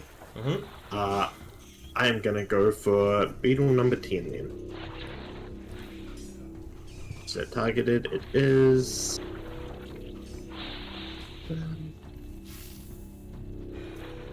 Oh, I've got advantage attack? No? Doesn't matter, it missed. Oh. So I. Oh no, it I dropped to disadvantage 7. for some reason? Did you attack 7, Beetle 9? 10. That was 10, I believe. Yeah. You weren't targeting any of them, so I don't know why you had disadvantage. Am I? The armor non-proficient, it says. What? So you're somehow wearing armor you're not proficient with. So you put on armor somehow.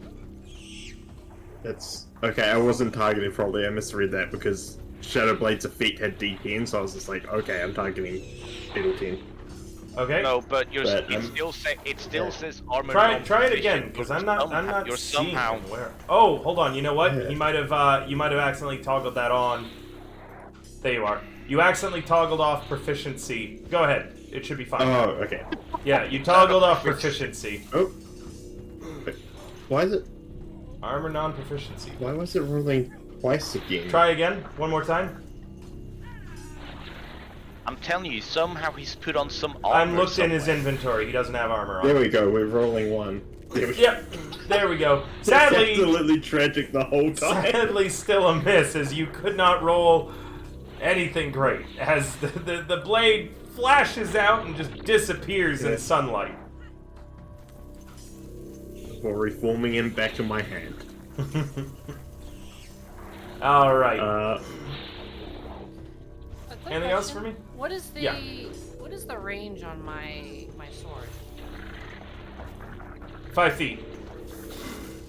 So anything within 5 feet of you. I think she's asking. Oh right, I thought but with how it flows, but it flows around him 5 feet. Okay. Anything else, Lloyd? Further away from me. No. Anything else, Lloyd?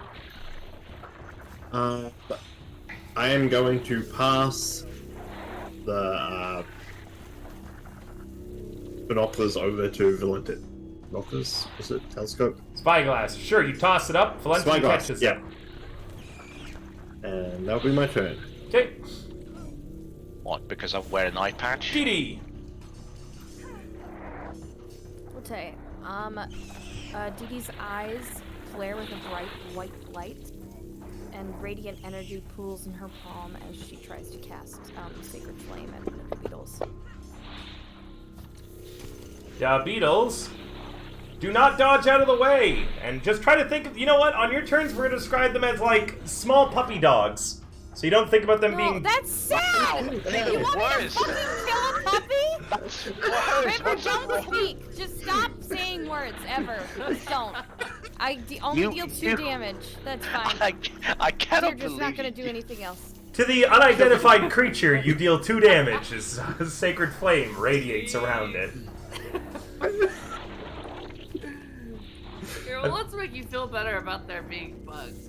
We're gonna kill small puppies. You literally made fun of Valentin for doing the exact same thing earlier today. Do as I say, not as I do. Alright, at the beginning of the round, you watch as the 3 keen aboard the ship twang the string again, and Undyne, I'm about to describe things. Oh boy. We're gonna describe them as cute puppies, this fucking idiot.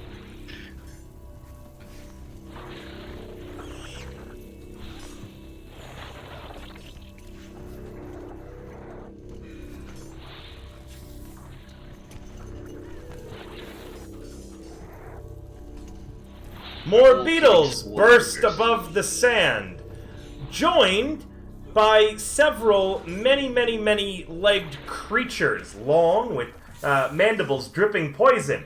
Also, Xandra, you're able to hear it but not see it. It sounds like something really big just surfaced on the other side of your wall, and if it wasn't there, would absolutely be rushing into attack right now, but it bumped into your wall. So, that lid wall has warned you that there is a large creature on the field somewhere now, as you heard a loud Undyne, you can come back. Alright. Just so you know as well, since you weren't here to listen, another enemy has appeared, and it is just on the other side of the wall that you put up. Sandra! A big one. Prepared actions. Cool. I get to smack him. Mm-hmm. Give him a good old puncharoo. Actually, you know what? 2 screams. That is. Sorry, I'm trying to click on it. My cat is headbutting my head. Well, headbutt it back. It's hard to headbutt your own lap, okay? It's kind of difficult. Oh, trust me, I know. Yeah! Absolutely obliterated.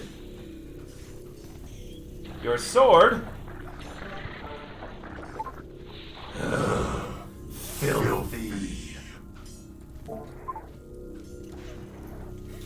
Well, it's all you're getting right now. Sandra says in her head back to it. Another centipede comes surging. I'm sorry, many-legged puppy comes surging forwards. So, why do you make it the first one was a prepared action. That is my reaction, right? I don't get another one. Yeah, you don't get another one. Okay. Yeah. It rears up at you, mandibles dripping poison, but you turn its head to the side as it tries to strike. Serario. Undyne, you can deafen, so you don't need to hear the description. Also, here comes the description every round. Okay. Oh no! I saw it! Oh no! Okay! Don't look down here! I'll protect you! Don't look down here! No! I must defeat the bad creepy crawlies! I'm going to, okay. Oh no, that's not me. Hang on 1 second. I need to... Undyne doing Sarah's really, I am cutesy way of going talking to, is killing me right now. I'm going It's to really try to cast, I'm gonna cast Chaos Bolt at this creature. I think. Is it a save? No, it's an attack. Okay. I cast it. I fail. I do not hit. I am so scared. And it is not my turn anymore. Chaos Bolt I whizzes don't by. want to be here anymore. Oh, damn. Oh, that looked like a 1 for a moment. I was like, oh shit, are we about to have a... And then nothing happened. I wouldn't say no to a magic surge right now, anything else but this. All of your closest allies turn into... Nothing. A strange-looking bird comes at you, its beak dripping with green poison. What a strange bird. Very strange-looking bird, not a bug. Okay. Yes, Bird must much die. better. Bird must die with fire. Undyne, don't look at the south portion of the map. Yeah, just don't look down here. No, don't look. Sorry, look. Don't look. Don't look! Don't look! Oh god, don't look! Oh, it's adorable. A massive description. Massive description. A massive chitinous creature.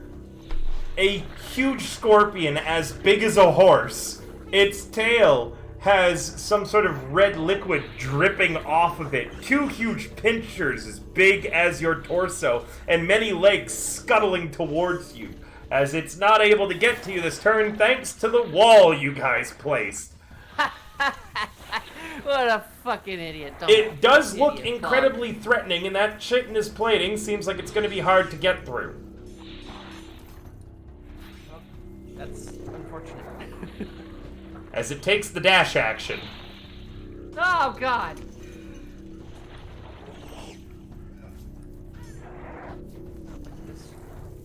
Valentin, you've got the spyglass.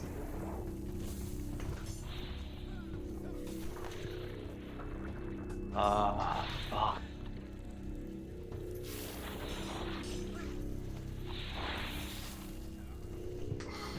fine. I'll look.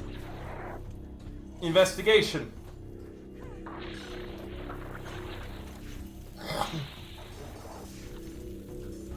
Investigation or perception? Investigation to calculate, or you can do a perception to just see if there's any information Lloyd didn't get. Okay, fine. Investigation. First thing, you no longer think that those are explosive pots because you're very easy able to see some sort of sticky yellow liquid coming out of the top of them. It looks like they're massive pots of honey. Oh, great. Secondly, it looks like they will only be able to target 2 people at the end of every round, beginning the end of round 3. The pots will land at the beginning of round 4 in the square that their targets were in at the end of round 3.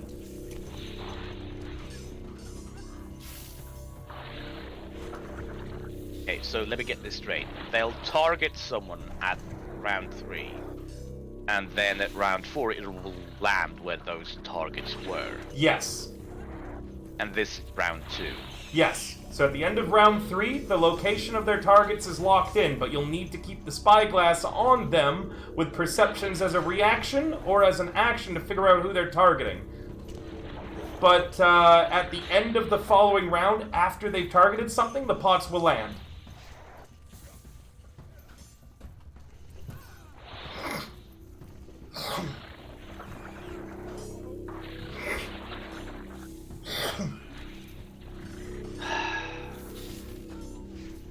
But currently I can tell who they're targeting.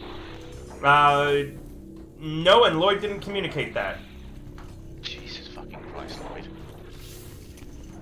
He'll tell us when it's relevant. Don't worry, it's fine. It's not gonna hurt us. It's not relevant. Well, then I'm gonna do what I would do in this situation. I'm gonna yell out at everyone.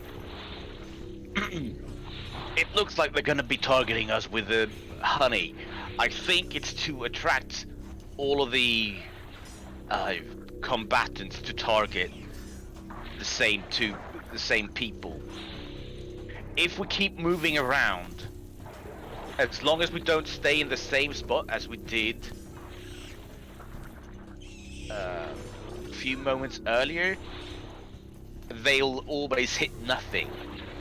So don't stand in the same spot as someone else did earlier, or where you were standing before. Keep moving around, all of you. Also spread out.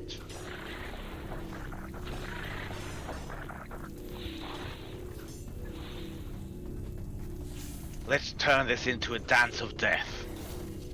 I'm gonna run up to this beetle. Right next to it. I'm gonna target it, and I'm just gonna put my gun up to its side. Okay.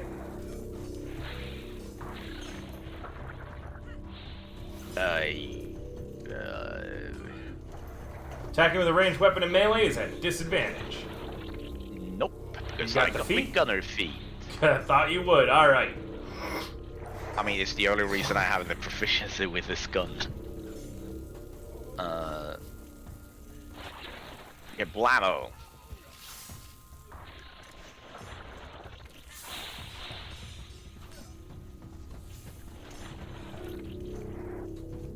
I just kind of nonchalantly walk past it. You do so. 5, 10, 15. Wait, no, 5, 10. No, that was correct. 5, 10, 15, 20. 25. 30. Also, the pots have a small radius, so also spread out that way. And I'm telling all of the guards so that they start moving around. Okay, so I wish the I guards are now being ordered to move constantly? Well, my specific orders were, never stand in the same spot for too long, and don't stand in a spot where one of your allies have stood in before. They will try to do keep their track. they will do their best, but I the DM cannot keep track of that. I was gonna say, not only keep track of constantly moving, but making sure you're not standing where anybody else has stood. And there's a whole lot of people in this battle. Yeah, the guards are like, we'll try, sir. Also, do a Well, somersault while you're at it. well, if you want to, you can always take the spyglass from me and try to figure out who is currently being targeted. Bring Then we'll it only have to here, have those Dustwalker two. yells. Well, I'm over here now. Just when So you you'll have to can. come get it. Huh? What was that? When you can. Okay, well, I guess I could try to throw it to, but then we would lose our spyglass if I got it destroyed. Anyway, yep. Okay. I'm waiting on you to end your turn. Oh, my bad. I didn't know if you were an action surge or not. Not yet. Alright, let's see. We're gonna finish this round, and I will describe what happens at the beginning of the next, and then we will end for the evening, unless people really want to go longer, which I am fine with. I mean, I can't. I gotta leave for work, so have fun. Oh, right now? Yeah, and that right now. Guard number 2 is bit by one of the fire beetles for 4 damage. Good night, everybody. Good night, Valentin! But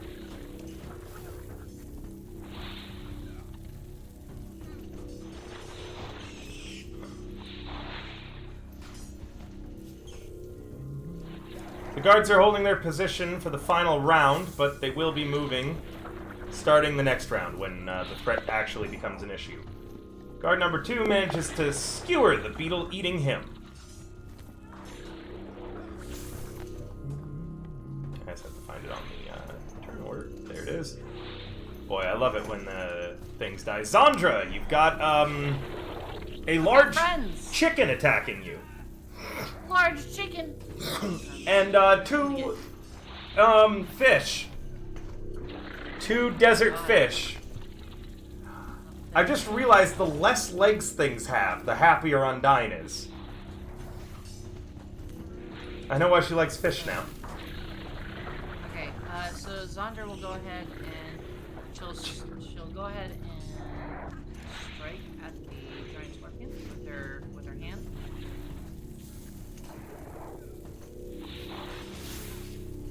That'll hit. Oh, good, perfect. Actually, hold on. How did that hit? 15 not high enough? It should not have been. It has an AC of 19. Holy shit! Yeah, well, I don't know why they. Oh, no, correction. I'm sorry. 15 is enough. I was looking at its initiative, not its AC. Oh, thank God! Woo!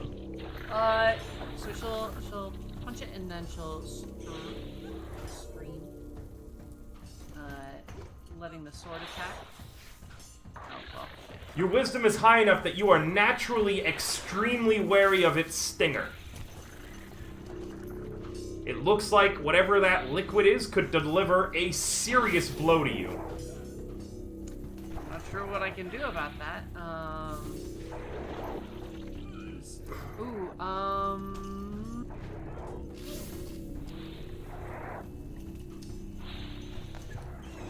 She will actually,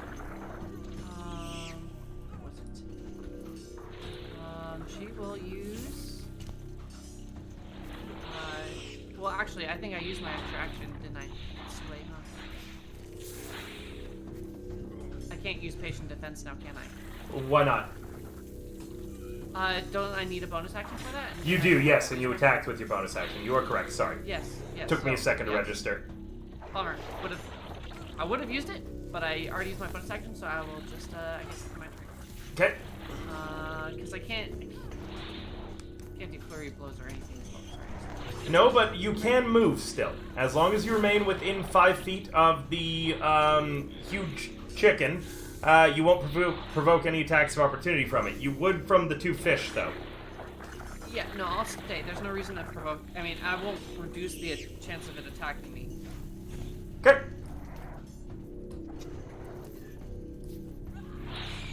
Clang clang. Clang Clang will take her steady aim, and she will fire her short bow at the giant scorpion. Yep. And then she gets sneak attack.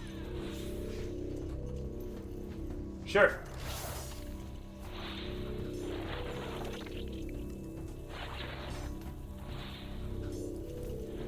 Oh, she wasn't targeted. Sorry. That's fine, just drag the attack result onto it.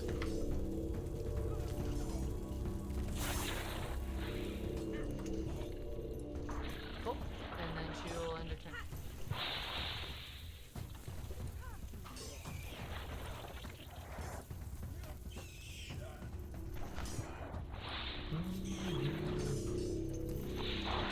A stretch, thank you, 1 second.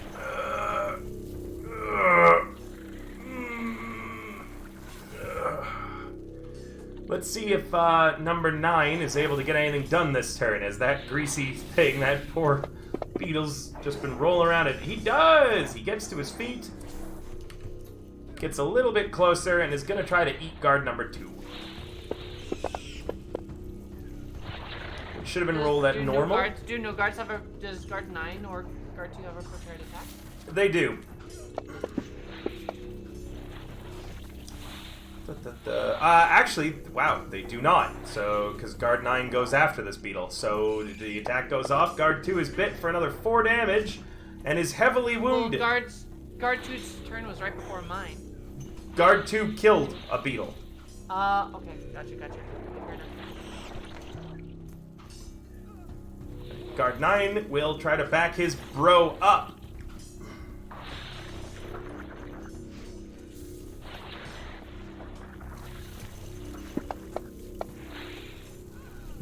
But misses. Lloyd. Okay.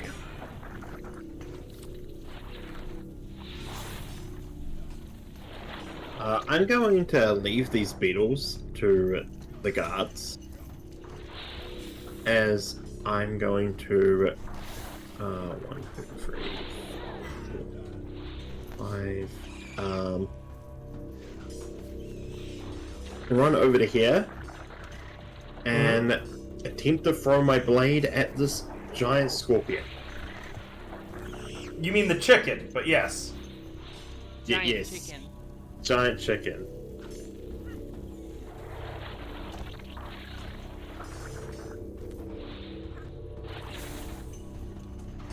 God damn it. Damn. What happens this time, Lloyd?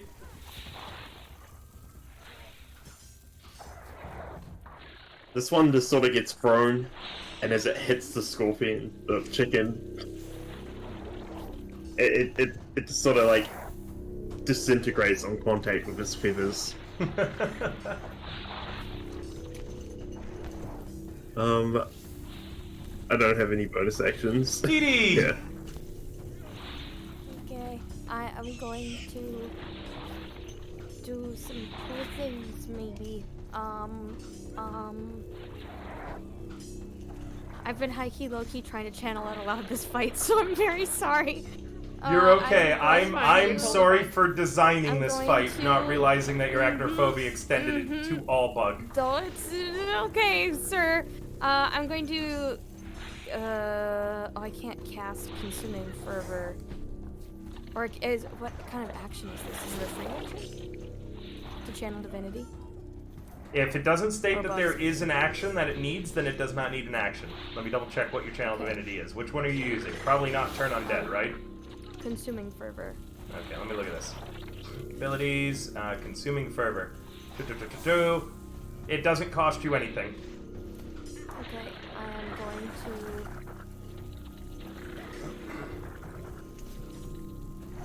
cast Shatter on the scorpion. Oh, it won't like that. Yeah. How do I equip Thunderous Smite in relation to? Or, how do I equip the consuming fervor with doing that? Or no, I don't even need to roll. You don't even need to. If I hit No. it, it's just an act. Yep. So what you're going to do is you're going to target it. And then you're going to open up Shatter, and you're going to hit the save, but hell yeah. The giant chicken fails to dodge. Now, this is an AoE spell. It has a 10-foot radius sphere. So you might be able to hit... Just cast it on the scent. I can hit one of the fish. Yeah, potentially you might be able to hit the fish. So a 10-foot radius sphere. Attack. Is this correct, or is that diameter? Oh, can I hit 2 of them then without hitting Zandra? If you were to position it here, it has to be in a square officially, but if you were to position it here, you would, yeah, hit 2 of them without hitting Zandra. Only 2? You would also hit the one to the south. No, so my ruling is that the sphere has to go through 2 corners of a square to hit. Hold on, no, I wasn't done talking yet. I don't actually know. Is that a radius that I've drawn, or is that Yes. That's a radius? Yeah. Yes. Okay, so let me Radius just. is half of the circle. The giant scorpion doesn't matter for Oh. the save. Because I already did that one.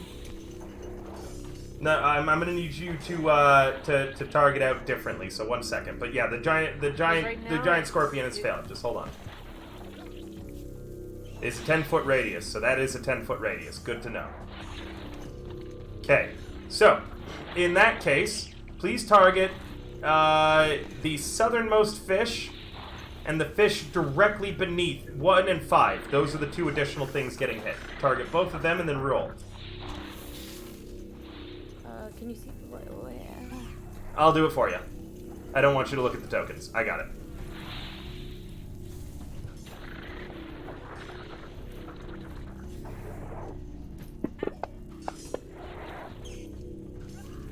Okay, and your max damage is 3d8. So 3 times 8 is what, 20? 24. 24, thank you. Huh? You didn't need to click it again. Those critically fail. No, I already clicked it. Oh. Yeah, I set it all up. Okay. That's alright. Even if they had succeeded, the fish are obliterated by the thunderous roar.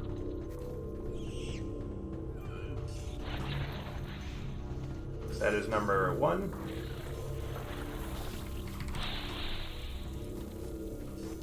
Number 5.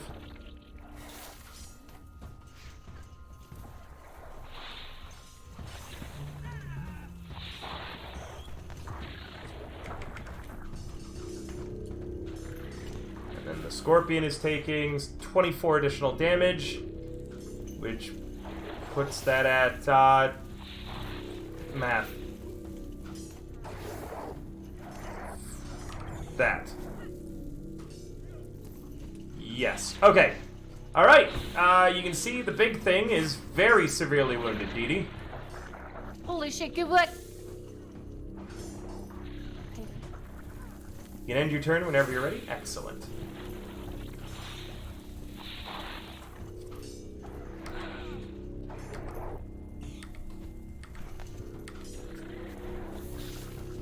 And a bug is bugging you, Xandra.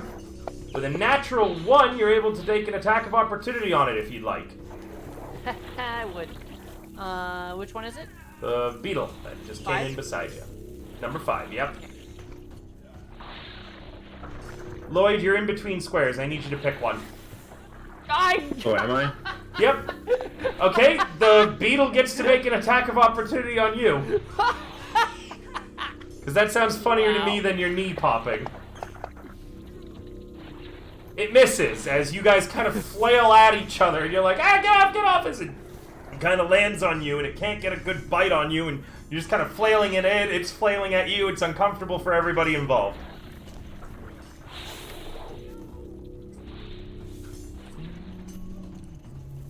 Ay, ay, ay.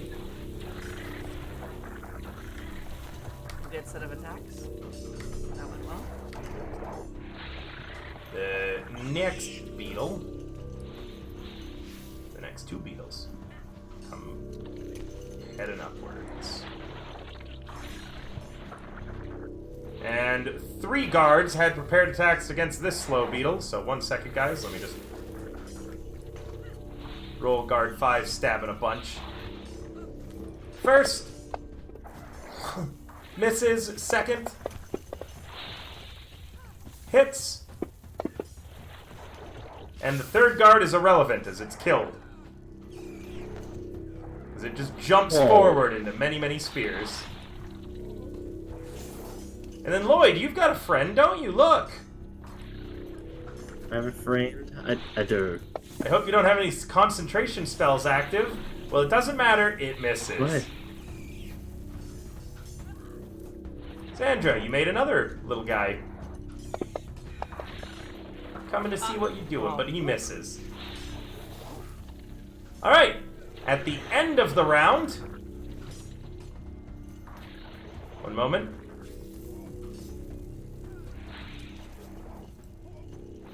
At the end of the round... Good.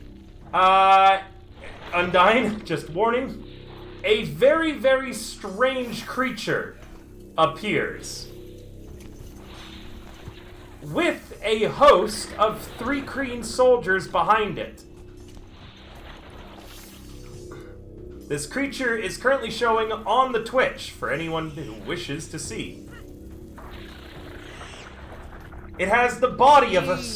It has the lower body of a scorpion with its wicked, terrible stinger. The upper body is armored in chitinous plating, accented by bronze metal. It wears a strange helmet that reveals a series of inhuman eyes and an open mouth that has many, many mandibles and things stretching out of it. In its right hand, it holds a pair of curved, vicious-looking swords, and in the left, it holds a spiky ball on a vicious chain. It crawls up out of the sand with 5 3 Kreens behind it. And 1 more fish, just for good measure. With that, we will end our session for the night. And I'm so sorry I'm dying. I am so sorry. Alright, thank you everybody for coming by. We're gonna wrap up now. And we'll be back later on.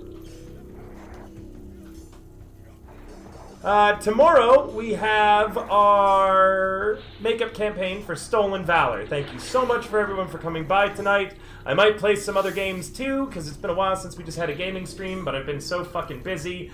We also have a 24-hour collab planned with Rhea that will be going on Friday and Saturday, and then I'm joining into another 24-hour collab that's for charity with Validity. So it's a very, very busy week, once again, for old River. Let's see who's live right now. Who can we raid? Oh, Noko is. We're gonna raid Nokomi. She's currently playing Overwatch 2. She is another great streamer, so please stay tuned and give her all of your love today, guys. All right. Bye for now, everyone. We'll be back tomorrow. Oh, and one more thing. Don't forget to follow all the lovely VTubers in this game. You do so there. All right, D's nuts. D's butts. That's what you wanted me to say this time. Bye. These butt, right?